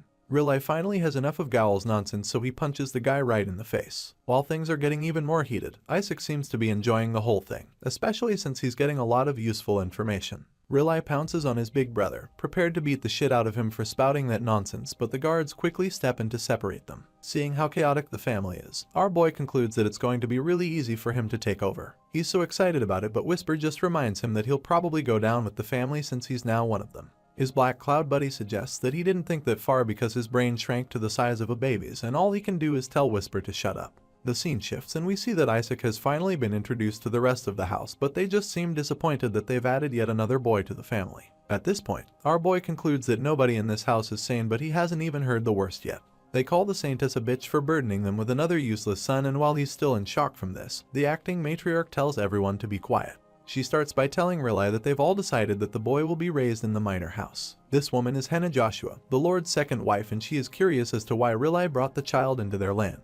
Isaac notices that she's openly hostile and figures that she's the one who wants him in the annex. Gowl angrily chimes in, urging Riley to answer, and so Isaac realizes that Henna is the rude boy's mother. Riley finally speaks up and starts by asking where his father is. Henna claims that he's out of town, and Riley admits that it's a shame, stating that the Lord should hear the news that his oldest grandson Isaac revived the holy tree. Everyone is shocked to hear this, but Gowl quickly stands up to dismiss the claim, stating that was just a coincidence. As far as he's concerned, the prayers of the Joshua household must have finally taken effect. Others agree with this, refusing to believe that a child could have done it when their own patriarch couldn't. Henna chimes in as well, stating that there isn't even any evidence to prove that Isaac revived the tree. Seeing how they all discredit him at the table, our boy is pissed, so he decides to give them the proof they're looking for. Without a second thought, he unleashes a huge display of power, and when they see the energy whirling all around the baby, they realize that it's the energy of the holy tree. At the meeting, Riley suggests that Isaac got rid of the mana that was eating away at the holy tree, and all the elders there are shocked at this. They refuse to believe that such a thing is even possible and insist that there's no way a newborn of all people would be able to remove the mana that was on the holy tree. But then again, some of the people there seem to believe that the only feasible explanation is that the child created a physical form out of the mana. In response, some others also agree that this method of exorcism might work, but at the same time, they know that it's not exactly a simple technique, because if something had gone wrong in the process, then it might have killed the tree. Besides, there is a reason the patriarch opted for the stable purification method instead. While they're all trying to come up with an explanation, Gowl finally has enough of it and loses his shit. The fifth son snaps at everyone at the table, wondering what the hell they're blabbering about, because as far as he's concerned, there's absolutely no way that a newborn could do such a thing. In response, Sir Riley quickly counters him, insisting that Isaac must have instinctively exorcised the mana. Hearing this, our boy is glad to see that someone around is finally saying something right. Riley goes on to defend the young master some more, informing everyone that this baby that still feeds on breast milk has done what no one in the Central Papacy could in the past 70 years. At this point, Gowl can no longer contain his anger, so he slams his fist on the table and asks the elders if they seriously believe this nonsense. He is so annoyed that anyone would even suggest that an infant who can't even talk yet could possibly be capable of exorcism. Gowl claims that the Joshua house will immediately become a laughingstock once the world hears about this. He's even more furious because he feels that the baby might not even be a descendant of the Joshua household. As far as he's concerned, Isaac might actually be from some unknown family elsewhere. After Gowl is done ranting and spewing a whole lot of garbage, Riley chimes in again to address the elders. He informs them that this child will become the saint and suggests that he could even be the next pope for all they know. While he's saying all of this, the baby in question just smirks the whole time, feeling pretty confident about it. Unfortunately, the smirk on his face is quickly wiped off when Sir Riley assures everyone that the child before them will also slay the Skeleton King. As you can imagine, this was never part of the contract that our boy signed up for, so he is extremely shocked that the seventh son would put him on the spot like that. While our boy is still trying to cope with the feeling of shock, the elders in the room start cursing the Skeleton King, and that's when we see Henna thinking about how Riley just started digging his own grave.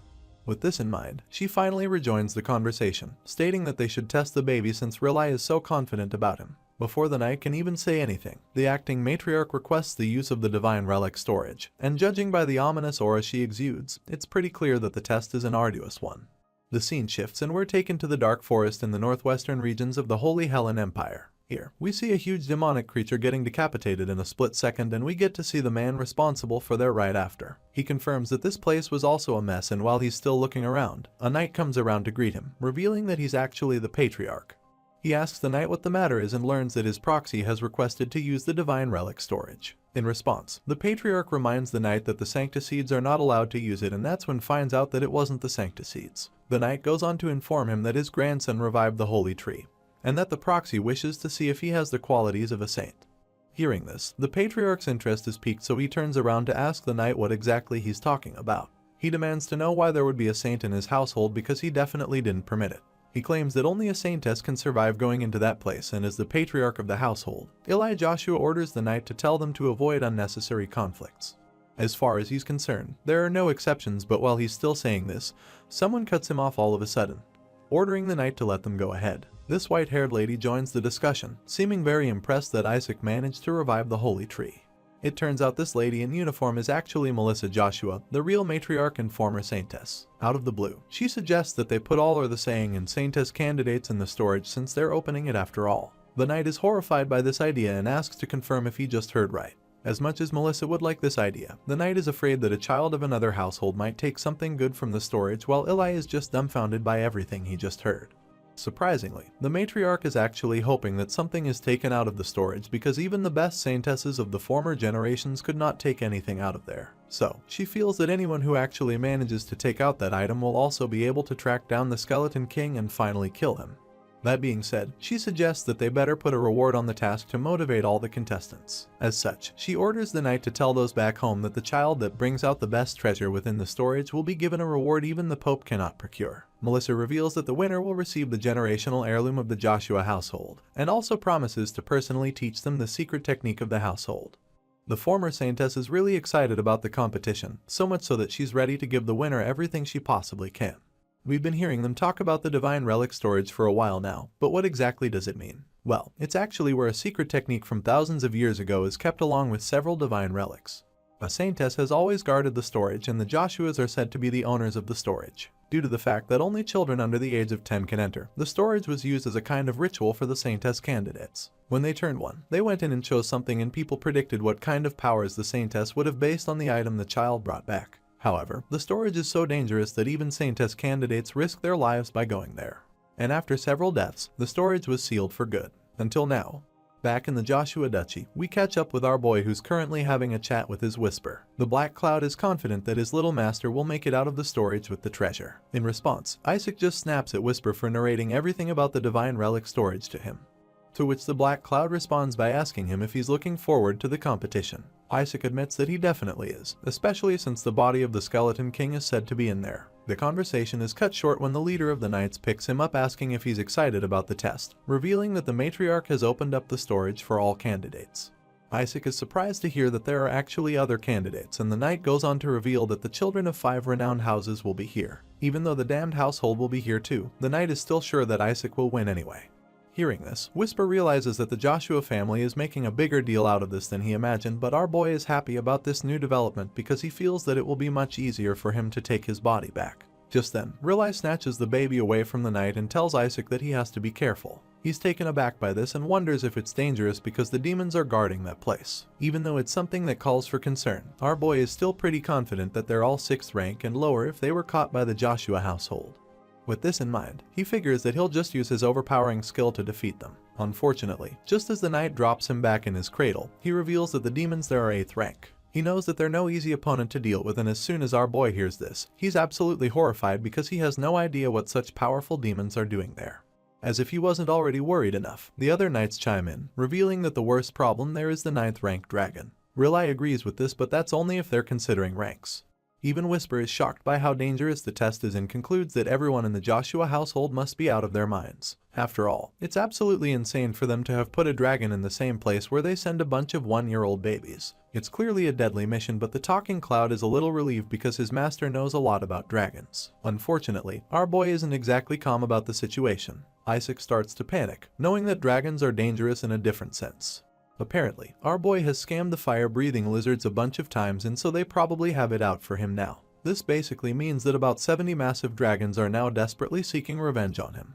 Whisper is very overwhelmed by the situation, and Isaac is even more worried because he knows that dragons have very good memories and is afraid that they might even recognize his soul. At this point, the talking cloud starts to feel that this is probably a good time for him to switch masters, but this treacherous joke just makes our boy even more unsettled.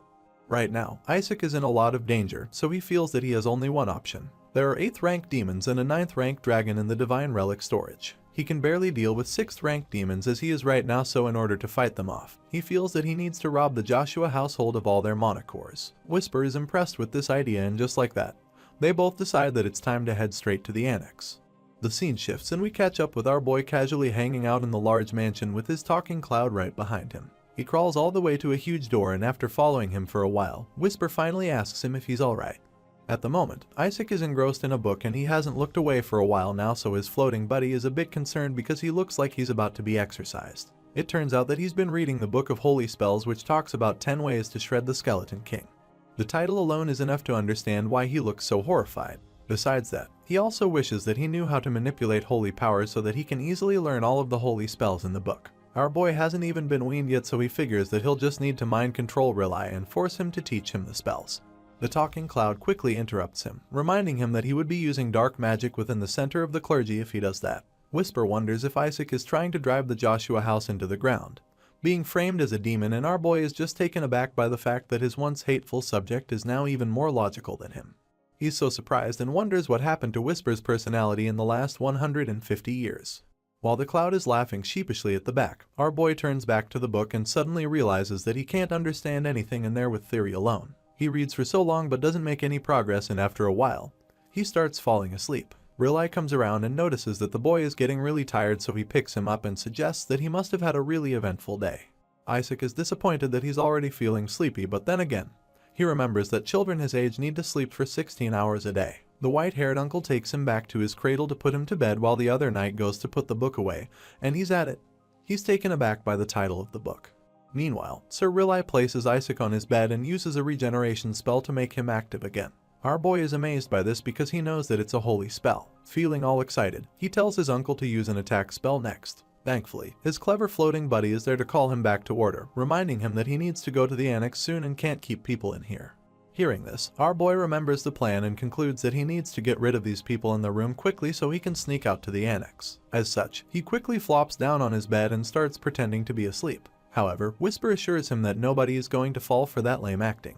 Surprisingly, the act works and the knights in the room are instantly mesmerized by how cute the young master is. They feel that he falls asleep so quickly and are amazed that he seems to do everything so quickly too. The talking cloud can't believe his eyes and concludes that these Joshua descendants are all insane to have seriously fallen for that lame acting. Believing that Isaac is fast asleep, they make their way out of the room to go do other things, leaving the black cloud really baffled by them. Just when our boy thinks everything is going perfectly, he hears the knight saying that they would take the totem away because of how dangerous it is. Isaac's eyes shoot wide open at that moment, and Sir Relai insists that they keep the precious item safe because it's Isaac's first totem.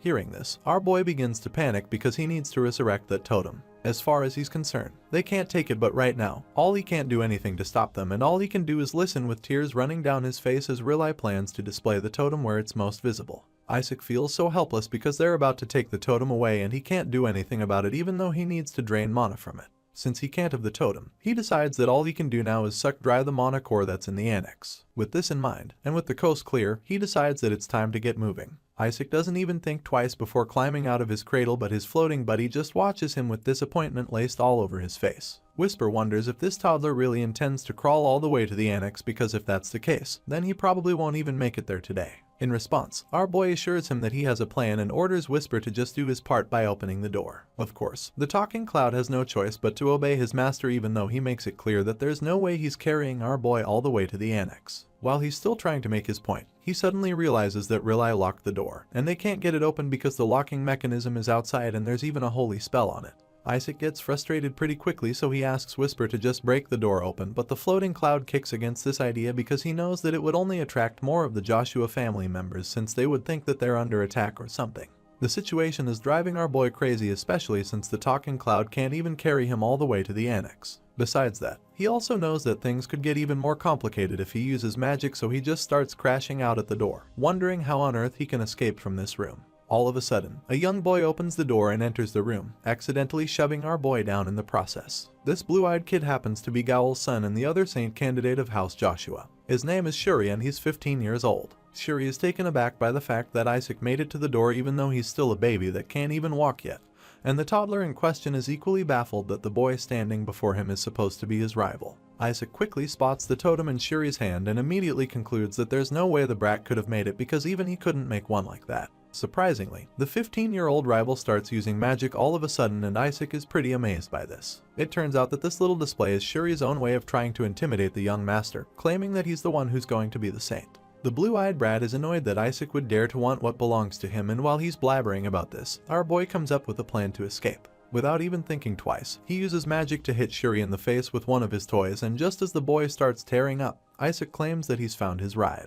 While the brat is trying to school him, our boy takes a closer look and realizes that the kid must be Gowl's son. Another reason why he doesn't even feel sorry for him is because he saw him gathering holy mana to attack him just now, and so he had to defend himself. In other words, Isaac feels that Shuri deserves the beating, so he follows up with many more hits with his toy. Our boy literally starts bullying the brat relentlessly, and Whisper just encourages him to continue. While Shuri is trying to cover his head and save himself, Isaac advises the insolent bastard to just accept that he's going to be his and avoid more beating.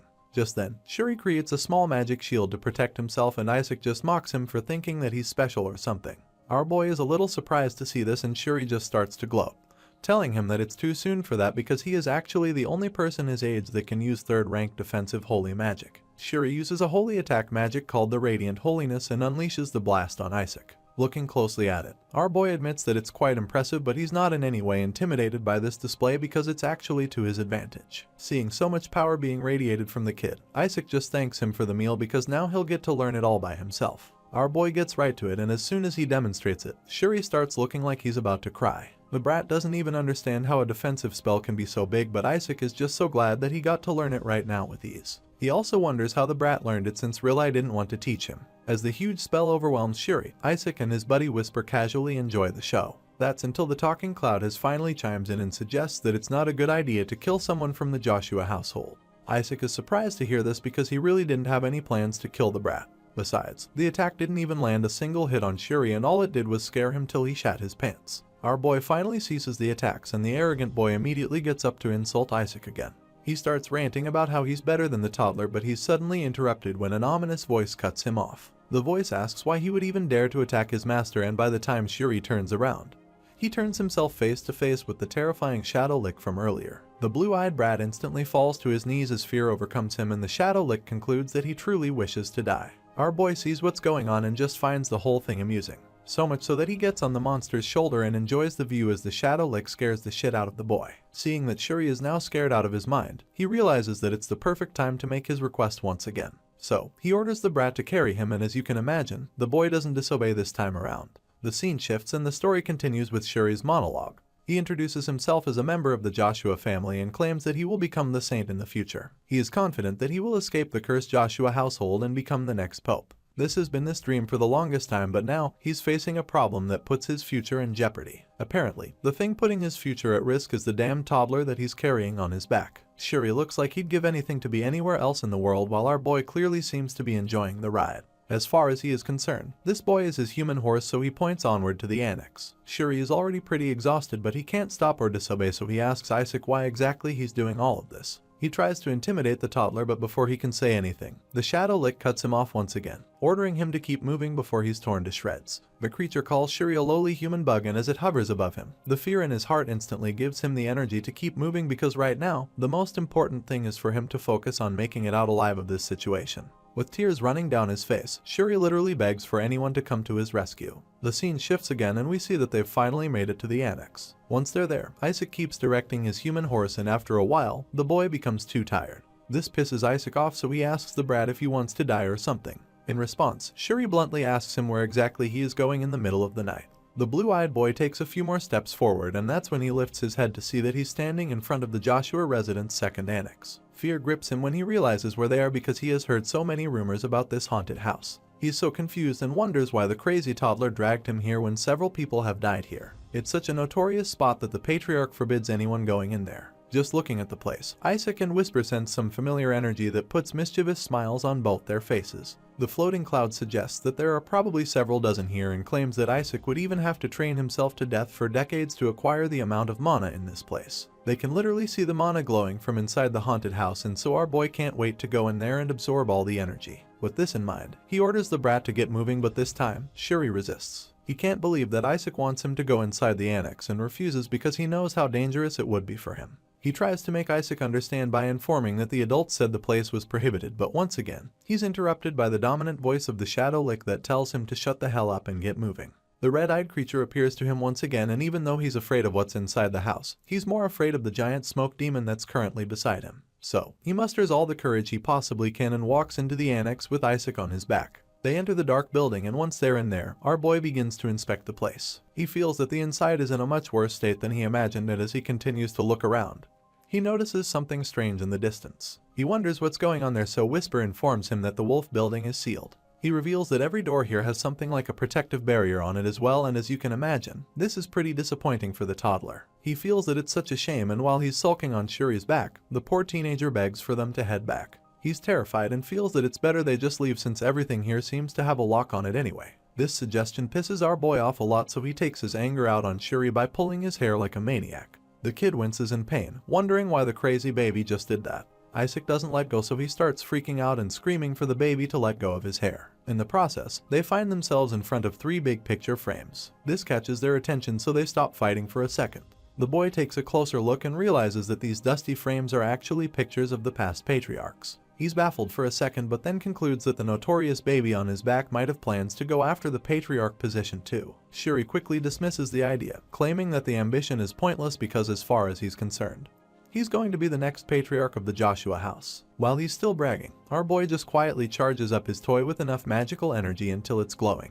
Once the rattle is powerful enough, he unleashes a powerful blast on the picture frames, shatters the glass, and destroys all of the portraits. Shuri is absolutely horrified by what he just witnessed because he can't believe that the toddler just vandalized the pictures of the ancestors. He wonders if Isaac is crazy because he really doesn't get what the boy is doing to the patriarchs or why he's doing this. To everyone else, our boy might probably look like a hateful baby who just wants to destroy stuff, but the truth is that he actually sensed something in the portraits. Apparently, someone placed barriers on them, and now that he's unleashed an insane attack on that part of the wall, Whisper confirms that the barrier has been broken. He's glad to hear this, so he and his floating buddy share a laugh of victory. Now that he's broken the barrier, he figures that he no longer needs Shuri to carry him everywhere, so he hops down from the boy's back and starts crawling toward the broken barrier. The blue-eyed boy is so flabbergasted when he sees this because he has absolutely no idea where the toddler is going or why he just jumped down all of a sudden.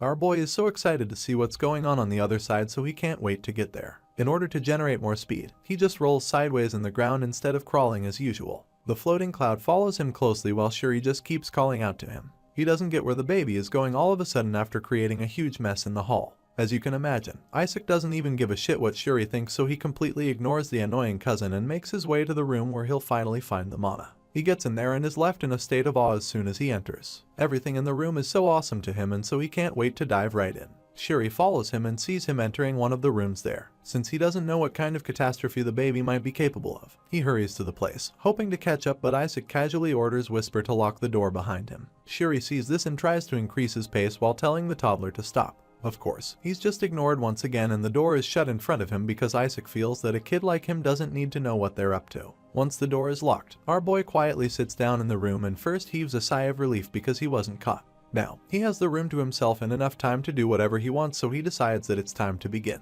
Unfortunately, just when he's about to start the process, he suddenly realizes that he doesn't actually have as much time as he thinks because Shuri keeps banging on the door and threatening to tell the adults everything. Of course, that's not something that our boy needs right now. The boy threatens to tell them everything and get Isaac kicked out of the Joshua family. While Shuri is still ranting at the door, he suddenly hears a familiar voice come out to him. He turns around to see Rilai and the knights who came to check what was going on. They probably heard noises, so they came around, but they're baffled to see Shuri of all people in the annex and wonder what he is doing in there. Seeing the adults, the brat happily begins to tell them everything. He starts by claiming that Isaac is a monster, but before he can get to the main point, he's cut off by one of the elders at the back who snaps at him. The old lady asks him what the hell he thinks he's doing here, reminding him that it's forbidden to enter the annex no matter what. She's even more pissed because she thinks that he was the one that put Isaac's life in danger by bringing the baby into such a deadly place. The boy realizes that there's no way he can win this case now, and so he just stands there nervously as she keeps scolding him. The old woman reveals that many people saw him bring Isaac to the annex on his back, and on top of that, there were traces of holy attack magic in Isaac's room. At the moment, Shuri looks so guilty of everything, and it's looking like there's no way he can even pin it on the baby because all the evidence is currently against him. After pointing out all of this, the adults ask him to own up, feeling that he must be responsible for all this. However, Shuri isn't ready to take the fall for a toddler that he hates. He tries to exonerate himself by explaining what happens, but it all just sounds like one flimsy excuse after the other. He admits that he carried Isaac to the annex and that some of the holy attack magic was his, so it's not exactly likely that he'll be let off the hook after this. Riley is pretty concerned about his teenage nephew, so he approaches the kid in a less aggressive manner. He informs Shuri that he's gone too far this time and makes it clear to him that he's actually been harassing a toddler that hasn't even been weaned yet. As much as the boy would love to deny this, a part of him knows that it's true. At this point, the white-haired knight asks Shuri to tell them where he locked Isaac, and this pushes the blue-eyed boy to break down. He starts crying as he tells them that he didn't lock Isaac anywhere. He tells them that Isaac went in on his own, but of course, this is sound very believable since he was the one that carried the child all the way to the annex on his back. Riley is pretty confused, but he remains calm and starts to check by himself. He knocks on the door and calls out to Isaac, wondering how the baby could possibly have locked the door by himself. Riley finally opens the door and is heartbroken when he sees the baby crying his eyes out in there. All the adults are so concerned when they finally see the baby. They feel so sorry for the toddler, claiming that he must have been so terrified while locked in that dark room all by himself. They're glad that he's alright, while Shuri just wonders what the hell is going on. Everybody else has fallen for Isaac's big act, and now they all think he is a monster. Riley carries the child in his arms and attempts to calm him down. As much as he's pissed, he is just glad that the baby seems unharmed. He's very angry with Shuri, so he turns to the boy with a death glare and tells him that he should be ashamed of himself. Shuri is also crying at this point because now everyone is mad at him. He keeps trying to explain what really happened, but nobody wants to hear it. They've all made up their minds already, feeling that he wanted to hurt his little cousin. As Riley makes his way out of the annex, our boy looks back at Shuri with a mischievous smile on his face, thanking the boy for the ride because he would have been able to enjoy this nice meal of mana if it wasn't for him. Unfortunately, Shuri is the only one who sees the smug look on Isaac's face, so he just starts losing his shit. The old lady from earlier calls out to him, probably because it's time for him to go back home and receive his punishment. Meanwhile, Isaac notices that the poor boy's blood pressure just shot up all of a sudden and figures that it might be because it's so cold in here. Moving on from Shuri's bad luck, our boy recalls how there was more mana in there than he even expected. As a result, he's obtained at least as much mana as he would have gotten with 100 years of training with one go. He's glad about this progress and feels that with this much mana, he'll finally be able to use that plan he came up with before. While our boy is busy plotting, the soft-hearted knight just keeps thinking about how terrified he must have been inside that dark room all alone. The scene changes and the story continues some time later. That morning, Sir Riley comes in with someone that he wants to introduce our boy to. Isaac was reading a book with his floating pal and doesn't really look like he appreciates being disturbed, but he listens to what his uncle has to say anyway. The white-haired knight reveals that the lady in uniform standing next to him is Asura, who will be working as the young master's assistant from now on. After that incident with Shuri, Riley probably feels that it's best for the kid to have his personal security and assistant to avoid something like that happening again. The green-eyed lady introduces herself a second time, revealing that her full name is Asura Larch, a holy knight of the Joshua household. She suddenly kneels before the child and vows to serve him until the day she dies. Seeing all of the theatrics, Isaac immediately assumes that they're doing all of this and assigning someone to him because of what happened the last time. He doesn't like the idea very much, and so he starts throwing a tantrum. Even though the lady probably can't understand all of his baby mumbles, he tells her that she's excused and that she should get out of his sight.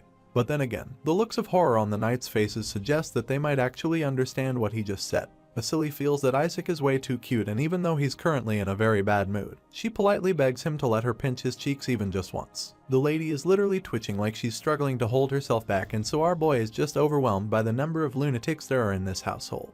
While he's trying to deal with the obsessed woman in front of him, Riley proceeds to do something quite weird as well. The guy reaches into his coat pocket and reveals a ring in a case, claiming that it's a present.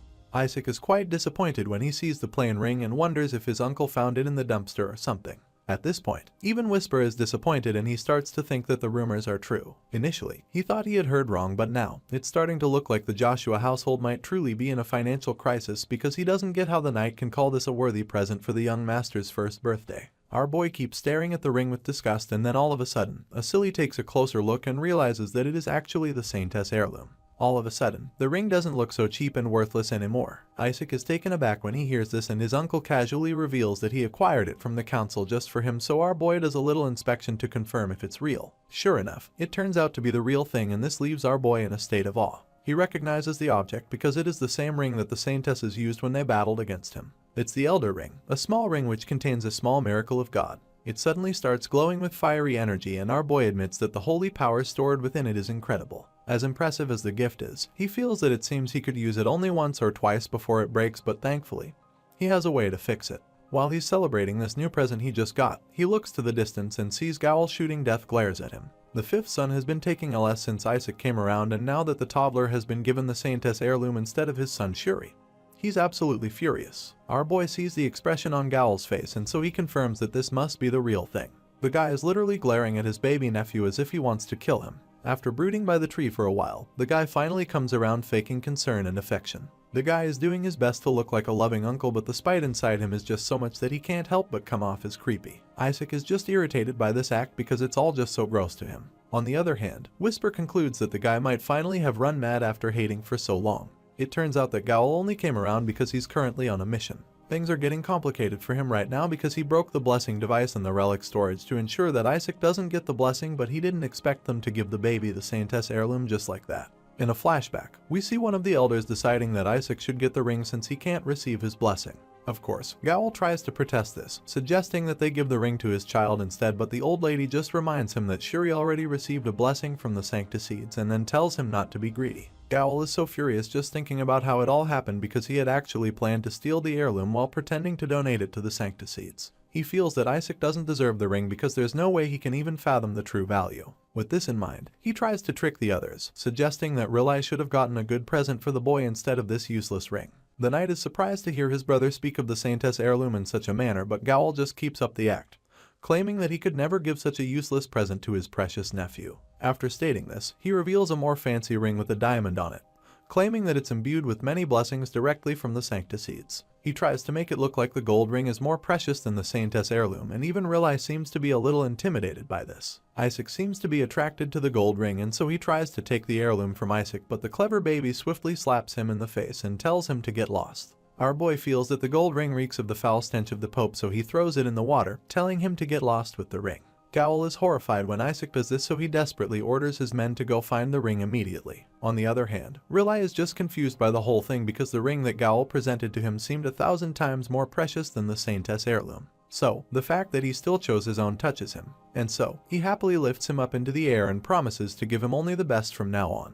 While Isaac and his knights are celebrating, Gowl and his men keep searching for it desperately. Unfortunately for them, they might never find it because our boy cast a weight magic spell on the ring. Whisper is just proud of his master because his determination to never lay a ginger on such a foul object is truly admirable. In his mind, the Skeleton King should never have anything to do with something associated with the Pope, but to his surprise, Isaac tells him that he'll have to retrieve the ring at dawn, leaving the talking cloud shocked. Apparently, our boy intends to sell that gold ring because he knows that it's going to be worth a fortune. Later that day, Gowl returns to his chambers in frustration. He is so angry that the ring got lost because he knows how expensive it is. But then again, he consoles himself a bit because he feels that the baby won't even know how to use the Elder Ring. Gowl claims that it's a fitting item for someone who can't even use holy spells. As such, he would need to absorb at least 20 people worth of holy power to use it, which he feels will be impossible. The fifth son starts to feel pretty confident again all of a sudden, wondering if there will even be up to 10 people coming to his first birthday. Gowl is convinced that the controversy around Isaac's birthday will make people try to stay away from the child, but the very next day, the duchy is packed with people. There are over 148 saint candidates, and including the nobles and servants, there are about 4,000 people in attendance. Alice feels that all the ducal families and marquis families from different countries have sent their candidates. While the others are excited about this, Isaac isn't really happy about it. He wonders why there are so many candidates and figures that the gods might have gotten lazy and just sprinkled candidates everywhere. Of course, Whisper agrees with this theory since he's not also a fan of the gods. Riley is surprised that this many people showed up because he thought that many of them would decline the invitation, thinking it was a trap. Just then, someone barges into the room, assuring the knight that nobody thought it was a trap. This guy is Count Simon Age, the head of one of the 3 merchant unions in the Empire, and he also happens to be Riley's best friend. The knight is shocked to see his old friend here, but Simon explains that he couldn't pass up the opportunity to attend after hearing so many rumors. He explains that everyone figured out it wouldn't be a trap and decided to attend, especially since the weakling boy of the Joshua house will be there too. After hearing what the Joshua family had put on the line, Simon claims that he just had to attend. It's such a big deal that even the Pope's family will be in attendance. Hearing this, our boy becomes quite curious because he has no idea what the family had put on the line. Meanwhile, Riley refuses to believe that the Pope's family will come, to which Simon casually agrees with him, stating that they probably won't come since they detest this region so much for having so many commoners. Riley tells Simon to lower his voice, but he refuses, revealing that his son, Armin, is also a candidate, and since the event is hosted by the Joshua family, then the Pope's family has no reason to get involved. In response, Riley warns him to be mindful of his word, but he doesn't seem to care. That's when a stern voice cuts in, reminding him that nothing is as dangerous as a vulgar friend. The owner of the voice enters the room, stating that the wisdom of the ancient never errs, and this leaves Simon absolutely terrified. The unexpected guest is none other than Bishop Barrett, and the moment he enters, he claims that he really hopes the infant of the week Joshua household can bring something out from the relic storage to save their family. Barrett admits that he was curious to see the child in question but is disappointed that he still hasn't set eyes on the baby. Hearing this, Alice hides Isaac even more, and the ominous Bishop Barrett prays that their saint candidate can help raise their family even though everyone knows he doesn't mean this.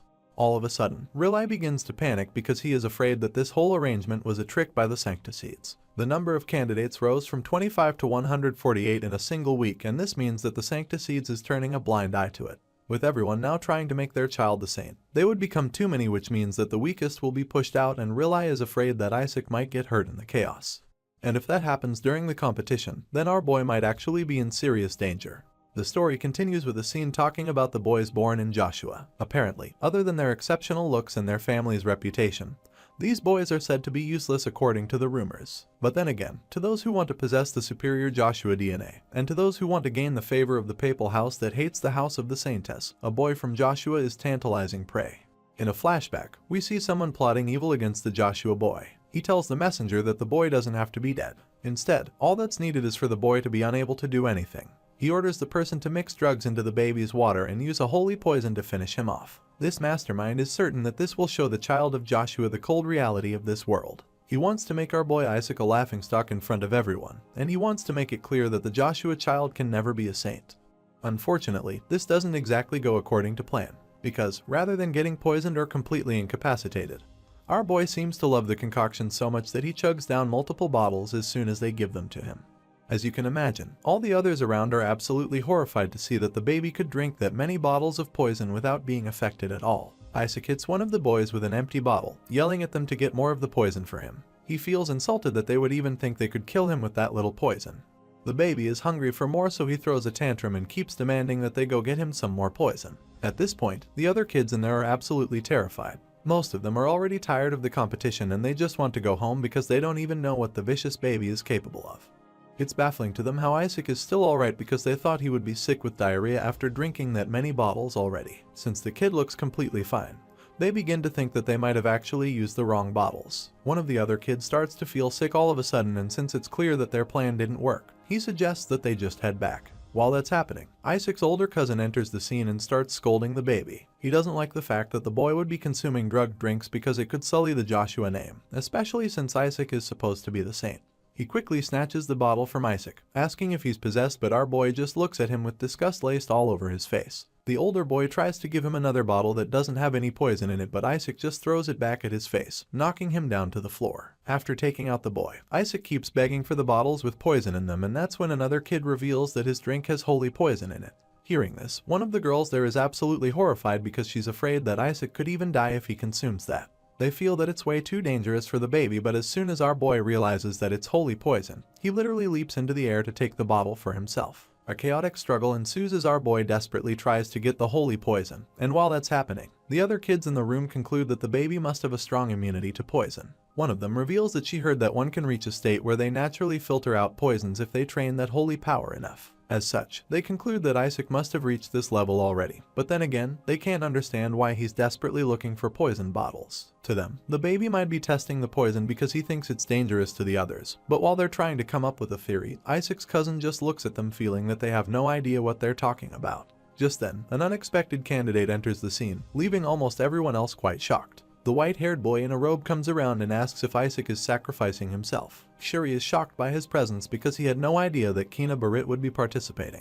After all, the Papal House doesn't usually compete in such contests. Kina Barrett is the direct grandson of the Papal House, and so it's no surprise when all the other kids there are absolutely overwhelmed by his presence. They're so confused because they have no idea why someone from the Papal House would come into the Saintess's treasury. Even though they're pretty confused by everything going on, they're certain about one thing, which is the fact that Kina is definitely going to win the contest. While they're coming to that conclusion, we catch up with our boy who's currently enjoying the bottle of holy poison that he finally acquired after knocking out the kid that was holding it earlier. Judging by the look on Isaac's face, you can tell that he's completely unfazed by Kina's presence. He's not intimidated by anyone from House Barrett, and so he doesn't really care that this is the child that was chosen internally to be the saint.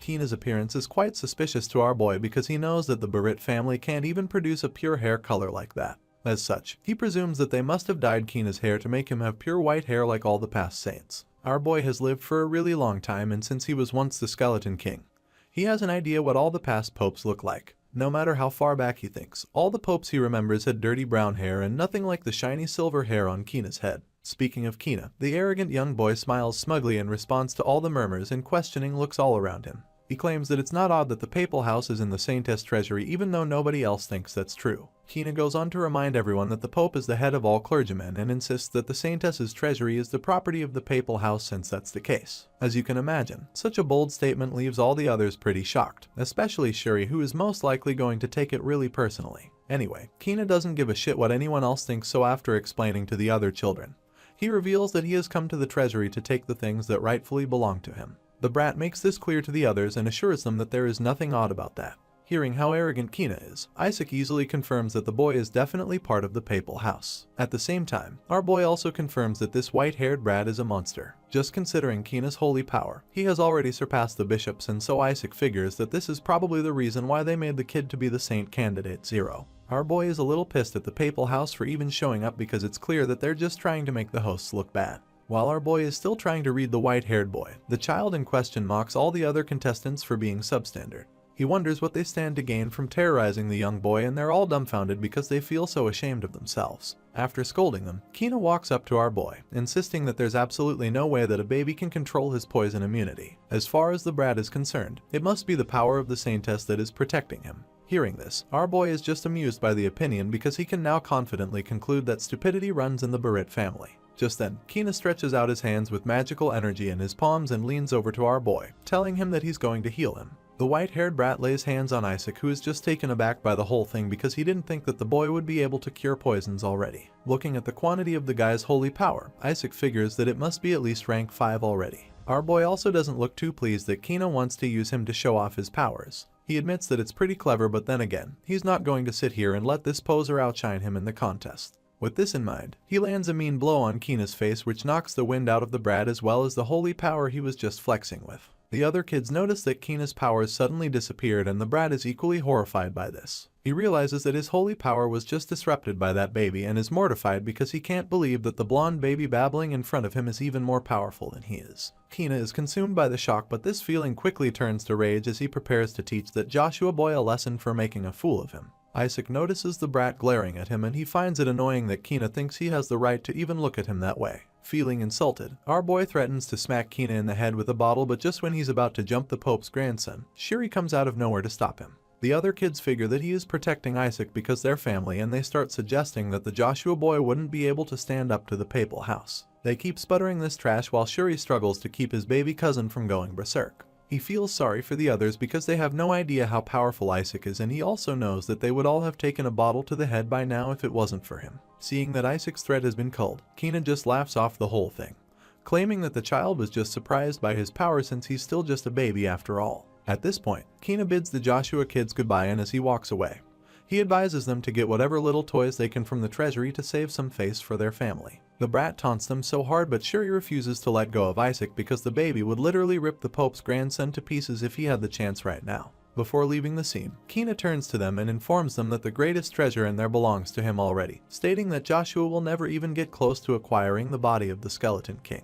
Once the brat is gone, Shuri can't help but think about how annoying he is. He wonders why Kina came here to start talking shit about them, and while he's still pondering on this, Isaac suddenly attacks him, demanding to know what Kina meant when he said they would never get the Skeleton King's body. Our boy drags Shuri to the floor as he interrogates him, desperate to find out what's up with the Skeleton King's body. At this point, the terrified boy reveals that the matriarch said that there's a special technique prize for anyone who manages to retrieve the body of the Skeleton King from the treasury. As soon as Isaac hears this, he immediately imagines his corpse being presented to the winner of the contest as a prize, and this makes him really furious because he wonders what kind of games Melissa is playing with his body. The story continues as the children remain stuck in the treasury. At this point, our boy Isaac is already all out of poison juice, so he just sits and gets lost in thought while Shuri stays next to him. He thinks about how he spent hundreds of years cultivating mana into his old body. Reaching rank 10 would be child's play for him if you could just get his hands on it, but there's one big problem right now. Even though he manages to acquire the corpse, he doesn't know how he can possibly sneak it out when all of the other kids around are also aiming for it.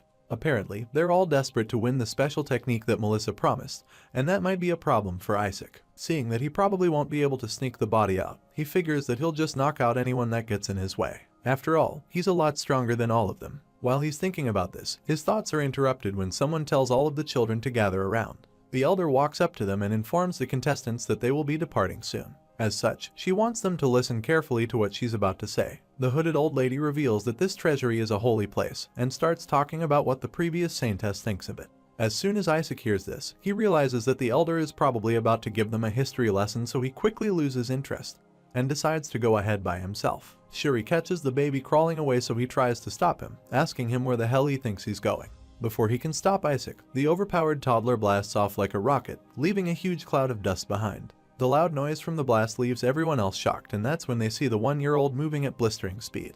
Our boy uses his swift steps technique to get away from them and decides that it's time for him to try out the new holy art that he learned.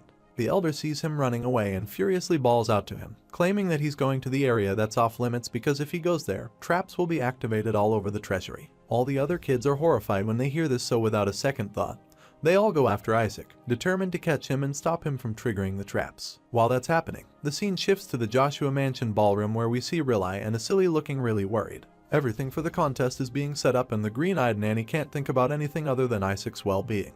A huge crystal ball is set up and connected to the inside of the treasury so that the guests can follow everything going on in there. The host reveals that he will be reporting live with his summons that are following the candidates inside the treasury. That being said, he informs the guests that the candidates are now entering the first chamber that was just opened. Hearing this, Riley begins to panic because he feels that it's a bit too sudden for them to have entered already. The reporter suddenly reveals that Aegis is in third place at the moment, and Simon makes it clear to everyone that it's his son. Shuri is in second place, and Gaul almost sounds shocked that his boy is doing that well already, but then casually pretends like it's just what he expected. After that, the reporter reveals that Isaac is in first place, and he's just as shocked as everyone else in the room. Riley and Asili are equally dumbfounded when they hear this. Back in the treasury, we see one of the knights trying to stop Isaac from going into the forbidden area because he'll just activate more deadly traps. Unfortunately, while he's still trying to get to the toddler, he gets caught in one of the traps and is instantly burnt to a crisp. Shuri is terrified by what he just witnessed, and just like many of the other candidates, he starts wishing that he could just go home because their lives are in danger already. He calls out to Isaac, feeling that the baby is a lunatic for going out of bounds and making a huge mess. The trials of the treasury are already hard enough, and now the candidates need to avoid anti-intruder traps because of the forward baby. Unfortunately for all of them, Isaac doesn't really give a shit about them.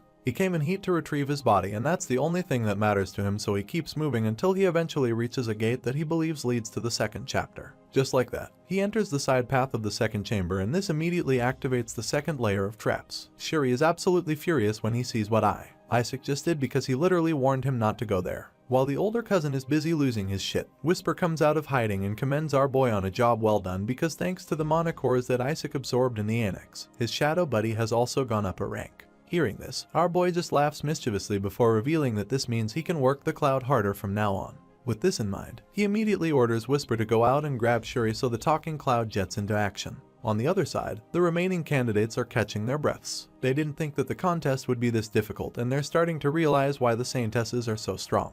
Their conversation is cut short when they see Shuri hovering in the distance. He looks like he's flying, so the other contestants start talking about how unfair it is that his family must have taught him how to fly ahead of time. As you can imagine, that's not the case, because Shuri definitely doesn't have the ability to fly. In reality, he's being carried away to safety by Whisper, but none of the other children can see the black cloud. Of course, Shuri knows that he's not actually flying by himself, so he pleads with the creature to put him down. Hearing this, Whisper grants him his wish, but not in a very subtle manner. He drops the kid like a big bag of sand and informs Isaac. At this point, Shuri is really pissed, so he yells at the toddler, telling him to stop messing around. Sure, he made it past the first chamber with ease, but Shuri makes it clear to him that he could actually die if he's not careful starting from this second chamber. Apparently, this part of the treasury was designed to teach the saintesses how to overcome fear and choose the right path, but while he's still trying to advise the baby, he gets burned by one of said traps. Seeing this, Isaac makes it clear that he doesn't need a lecture or blabbering and simply asks Shuri to tell him what happens in the second chamber. At this point, the injured boy just warns the toddler not to attack the enemies in the second chamber under any circumstance. As you can imagine, this just sounds like nonsense to our boy because they're literally enemies, and that's exactly why he should attack them.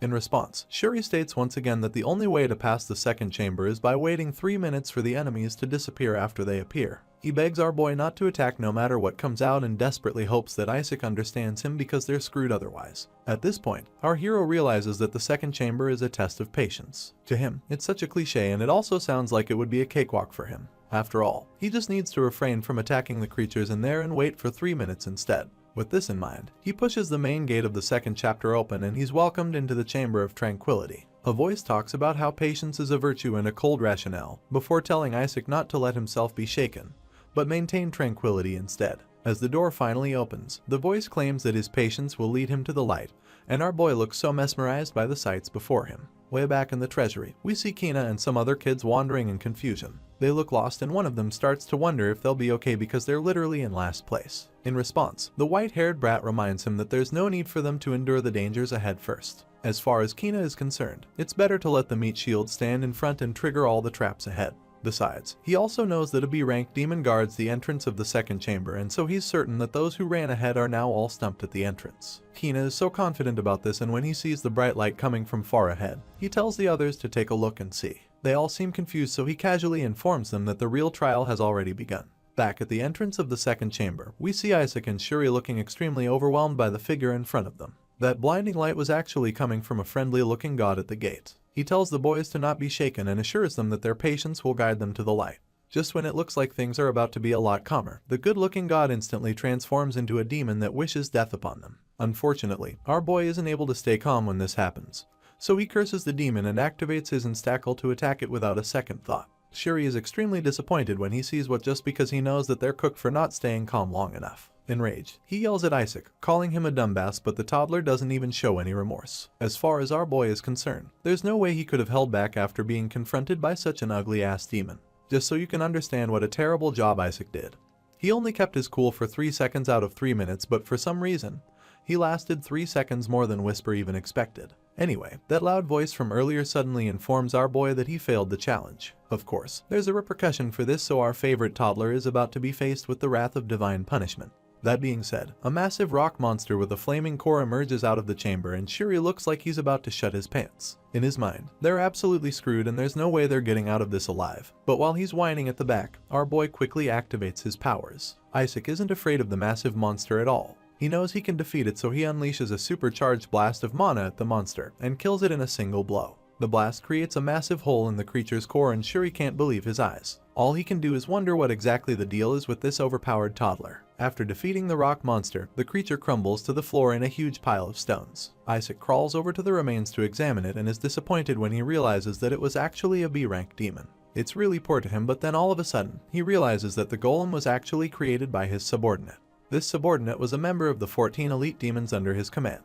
They were the strongest demons that our boy trained while he was the Skeleton King, and that's why he knows that the innate magic in this golem belongs to one of those 14 demons. Isaac becomes really curious all of a sudden, wondering if the demon is working here under the Joshua house now or if it has something to do with his former body's presence being sealed away somewhere in the treasury. At this point, our boy is stumped, so he's desperate to find out more about all of this. He crawls back into the chamber to investigate further and Shuri calls out to him, wondering where he's going this time around. His yelling is interrupted when someone arrives at the screen laughing. The brat finds it really funny that the Joshua boys turned out to be so useful in the trial. Shuri is so confused when he hears this strange voice, so he turns around to see who it is, and that's when we get to yet another brat in the contest. This time around, it's a redhead named Nigel Seffet, who happens to be the third son of Ducal House Seffet. Nigel is the red faith of the 5 great faiths, but he's also an arrogant prick. He thanks the Joshua boys for helping them deal with the gatekeeper to the second chamber and then tells them to get out of the way so that he can be the first to enter. These guys clearly don't like the Joshua boys, and one reason is probably because they suffered so much as a result of Isaac's recklessness. Some of them even think that the Joshua boys intentionally triggered the traps to quickly eliminate them. Shuri is taken aback by all the accusations, while our boy is just surprised that there are still so many survivors after he activated so many traps. Nigel keeps lashing out at the boys, claiming that he never expected the Joshua house to be so cowardly and specifically accuses Shuri of plotting the whole thing.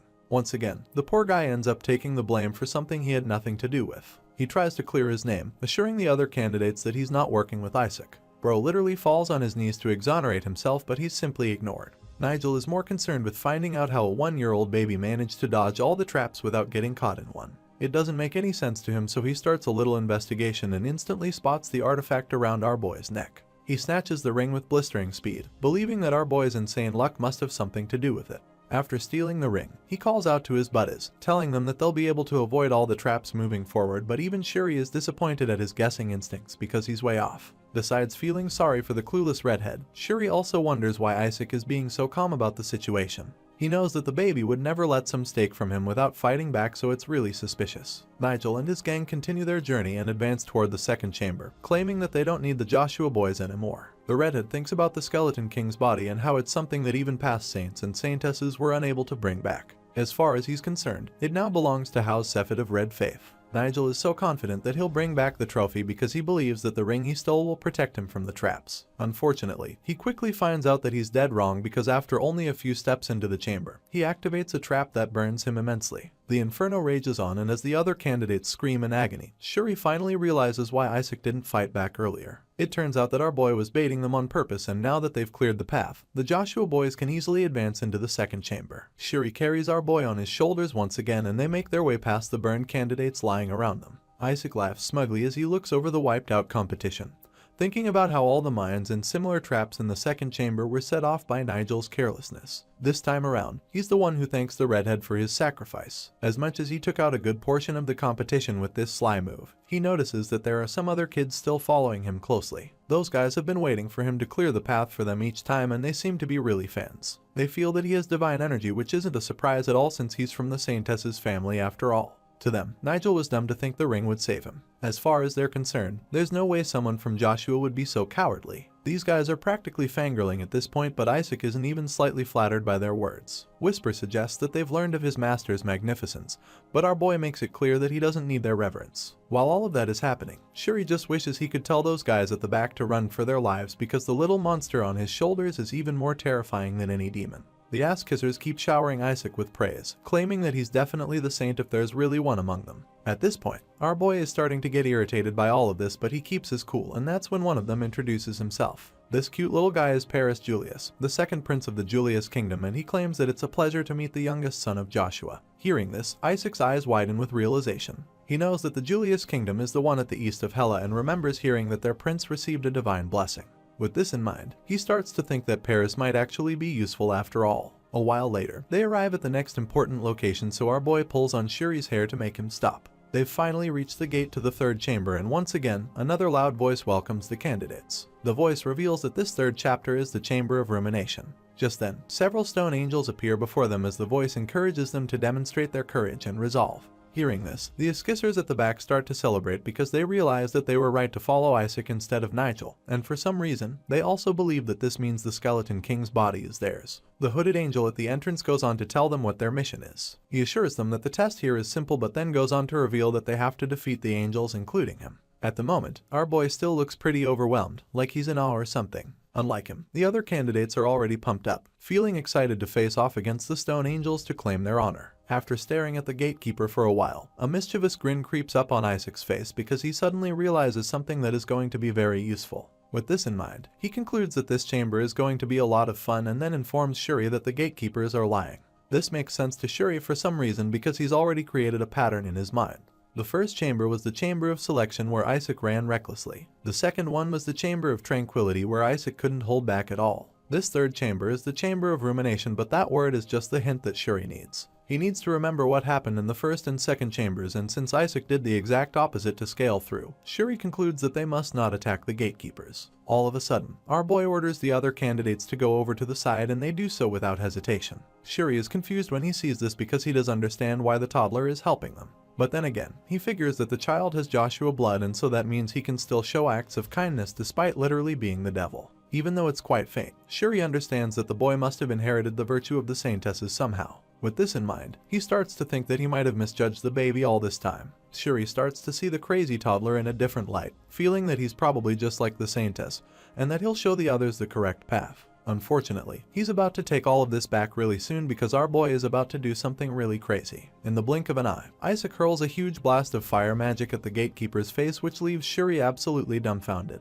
The Stone Angel is furious. He claims that they have failed, and so he retaliates with a massive explosion, but for some reason, he takes out his anger on the other candidates that our boy sent to the sidelines. He clearly set them up so that they could take the fall, and when Shuri sees everything that just happened, he concludes that the toddler on his shoulders is just a crazy bastard. Shuri is pretty horrified, but our boy finds the scene amusing and claims that it's quite a familiar sight.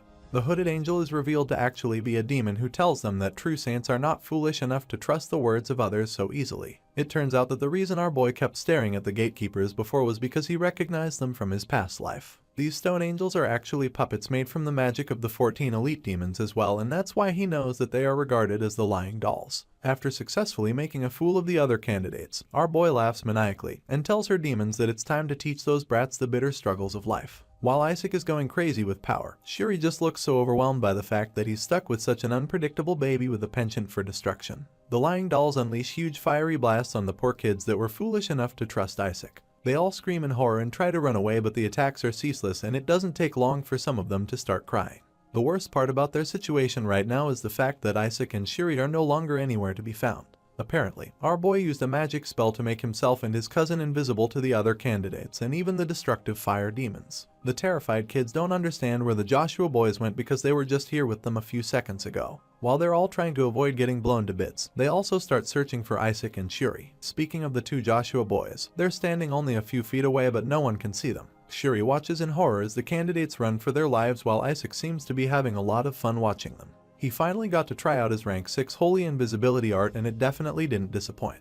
This was a blessing that their uncle gave them to use for emergencies, but Isaac found a way to use it to have a good time. Paris Julius is also not in any danger at the moment because our boy also gave him the invisibility skill, which he is really grateful for. He thanks Isaac for it and the toddler just waved it off before tossing a ring to him. The young boy catches it, wondering what it's for and begins to think that he was given it because he's not used to fighting against demons. Once again, he thanks our boy for it, promising that he would never forget the gesture. He's so grateful that he promises to even tell the king about it too. His display of gratitude is cut short when he starts getting the life sucked out of him. Isaac laughs maniacally as this happens and Whisper commends him for it, claiming that it's just the kind of thing he expects of his master. Prince Paris Julius had the most holy power out of all the other candidates, and so he was always going to be a target for a mana hound like Isaac. At this point, you'd start to think that our hero might actually be a true villain and not just some misunderstood baby. He happily sucks Paris of everything he's got inside of him while Shuri just watches in horror, wondering where the hell his uncle Rilai found this monster disguised as a baby. After running all over the place, the other children finally decide that it's time to fight for themselves, so they father around and stand up to the skeleton angels trying to kill them.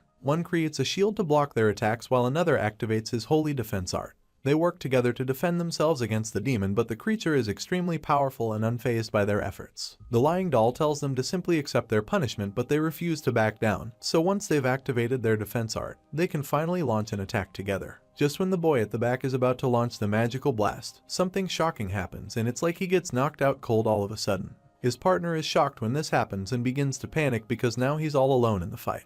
He wonders what's going on, so he turns around to see, and that's when he finds his buddy groaning on the floor. He has no idea what just happened, and while he's still trying to figure it out, a floating ring hovers towards him and sucks all the holy power out of him. As you can imagine, this is all Isaac's doing because even the demon is shocked when it sees all of its opponents being sucked dry. The demon is so taken aback by the scenes that he ceases his attacks just so that he can try to understand what the hell is going on. The lying doll looks around, wondering where all the others that fell for the lie are. He doesn't see any conscious beings around, and he definitely doesn't see the floating ring that's been doing a whole lot of damage. Whisper reveals that they have successfully absorbed the holy power of everyone on this side of the chamber, so our boy decides that it's time for them to go target the candidates on the other side. Without wasting a second, the floating demon cloud springs into action to go suck the life out of all the other kids in the chamber. It's practically impossible for them to defend themselves against Whisper because they can't even see him, and that's why he's able to keep catching them off guard. Whisper sucks the holy power of the next kid, leaving his partner shocked. Even though he's doing a lot of damage, he points out the bright side to the weaklings, which is the fact that the lying dolls stop attacking them once they go down. As far as Whisper is concerned, it's better for him to take their holy power and knock them out than for them to mess up against the lying doll and actually get seriously hurt or worse. That being said, he suggests that he's actually doing them a favor. After draining out yet another kid, he reports back to Isaac, assuring his master that he's almost done with his assignment. Just when it looks like he's about to be through with his power-sucking mission, a huge ball of energy erupts behind him and he has no idea what it is. Whisper looks up to try and figure out what this huge surge of energy could be, and that's when he gets blasted down from the sky. The talking shadow gets struck down, and that's when we see that the person responsible for this is actually Kina Barrett. The arrogant brat enters the scene, looking really proud of himself for finally finding Isaac. This kid must be really powerful for him to have been able to see Whisper and also spot our boy even while using the holy invisibility art. Our boy looks unfazed regardless because he has also been looking for Kina. Shuri, on the other hand, looks absolutely mortified that the Pope's grandson is this powerful. Sure, he knew that the boy was called a genius, but he never imagined that the young master would be this overpowered. Kina decides to flex his powers a little by introducing his massive phoenix-like pet. This just leaves Shuri even more overwhelmed because he knows that being able to summon a holy spirit at this age is just going too far. While Shuri is busy dreading the Pope's grandson, our boy Isaac just remains absolutely unfazed. He's not intimidated by Kina in the slightest, and he almost looks bored if you look closely. The white-haired boy continues talking, admitting that he was surprised to learn that there was another person that could take down a demon. He asks Isaac if he led the other kids into a trap like he did in the first chamber. An ominous smile creeps up on the white-haired boy's face as he concludes that this is exactly what he did, but the injured kids keep defending our favorite toddler. Apparently, they still believe that Isaac was trying to protect them. They claim that the baby did all of this while trying to do the trial for them and that he even told them which way to go. As such, they're convinced that Isaac saved them, oblivious to the fact that he only needed them so that he could suck them dry of their holy power. Hearing this, Whisper is delighted that these guys adore his master just as much as he does, but the baby in question is just baffled at how insane these candidates can be. As far as he is concerned, these guys aren't right in the head either for thinking that he was trying to save them. At the same time, the talking cloud starts to realize that this is probably what they call Stockholm Syndrome. Just like Isaac, Kina can't believe that these kids think that the toddler was trying to save them. He scolds them for being so short-sighted and tells them that they should be embarrassed to even call themselves saint candidates. In his mind, anyone who would need to be saved by Isaac is not even worthy to be in the contest. Kina calls our boy a little runt and his new fans just keep defending him. They snap at the Pope's grandson, reminding him that he was behind all of them the whole time and that he has no right to say anything mean about Isaac, who has been spearheading the entire journey through the treasury. They keep attacking Kina, reminding him that he didn't do anything all this time and just let them go ahead to trigger all the traps. With that being said, they make it clear to him that Isaac is even more of a saint than him, because he just came all this way without actually doing anything throughout the contest. They continue to discredit Kina, claiming that they'll even tell all the adults about his cowardice when they get out of the treasury. They're ready to tell everyone that Kina didn't do anything and that Isaac saved all of them, because they want everyone to know that it's better to follow House Joshua rather than the selfish papal house. These guys are defending our boy with all the energy they have left, and Shuri just can't help but feel sorry for them. They have no idea that they're defending the devil child that's sucking them dry without any remorse. Of course, Shuri isn't stupid enough to say such a thing out loud for Isaac and his demon subjects to hear, so he just keeps this thought to himself, hoping that the other kids eventually find out who the real danger is. While they're all still attacking Kina, a loud noise interrupts them. They look over to the source and see the huge ball of power floating up to the ceiling of the treasury. They all watch with their jaws dropped and realize that the gate to the third chamber just popped up. They realize that this means they're done with the second chamber, and this is confirmed when a powerful voice congratulates the candidates on completing the second chapter. This voice reveals that it's the last gatekeeper of the treasury, and that's when we see that the huge fiery ball is the one talking. All of a sudden, the gatekeeper tells the children to choose, asking them if they'll choose the treasure here and finish the test or if they will face a trial to enter the third chamber. Hearing the intimidating voice give them such a tough choice to make, most of the candidates begin to mumble in confusion. None of them are sure of what they want to do, and while they look like they're starting to panic, Kina just looks bored of everything. One of the candidates suddenly blurts out, stating that they'll definitely pick the third chamber, but before he can finish talking, the powerful voice cuts him off, warning him to answer carefully. Once again, the gatekeeper asks if they want to pick their treasure and finish the test here, or if they want to enter the third chamber and face the unknown challenge waiting there. At this point, the pressure starts getting to the candidates. The gatekeeper informs them that they will discover the treasure of the third chamber if they pass the trial, but if they do not pass, well, the consequence is death. This revelation sends chills down their spines, and while the others are shivering, our boy just listens carefully to the voice. Whisper also pays close attention and recognizes the mana in the voice. Hearing this, Isaac can already tell that it's a dragon behind that voice. He hasn't seen one in a while, and so he's certain that failure in the third chamber will truly lead to death. The other kids don't have any idea what kind of horror awaits them in the third chamber, so they decide to go in for the last trial, feeling that they can face anything to become a saint. They all decide to go in, so the gatekeeper reminds them that they're risking death by facing this trial. They insist on going in, so the voice finally opens the gate, revealing the next challenge, which leaves everyone except our boy mortified. It's been a few days, but don't you think that I've forgotten about this series? I just had some real life stuff going on that kept me busy, but here I am as always with the fresh new episode. I hope you guys enjoyed this installment as well and look forward to more, because the next episode will be dropped very soon.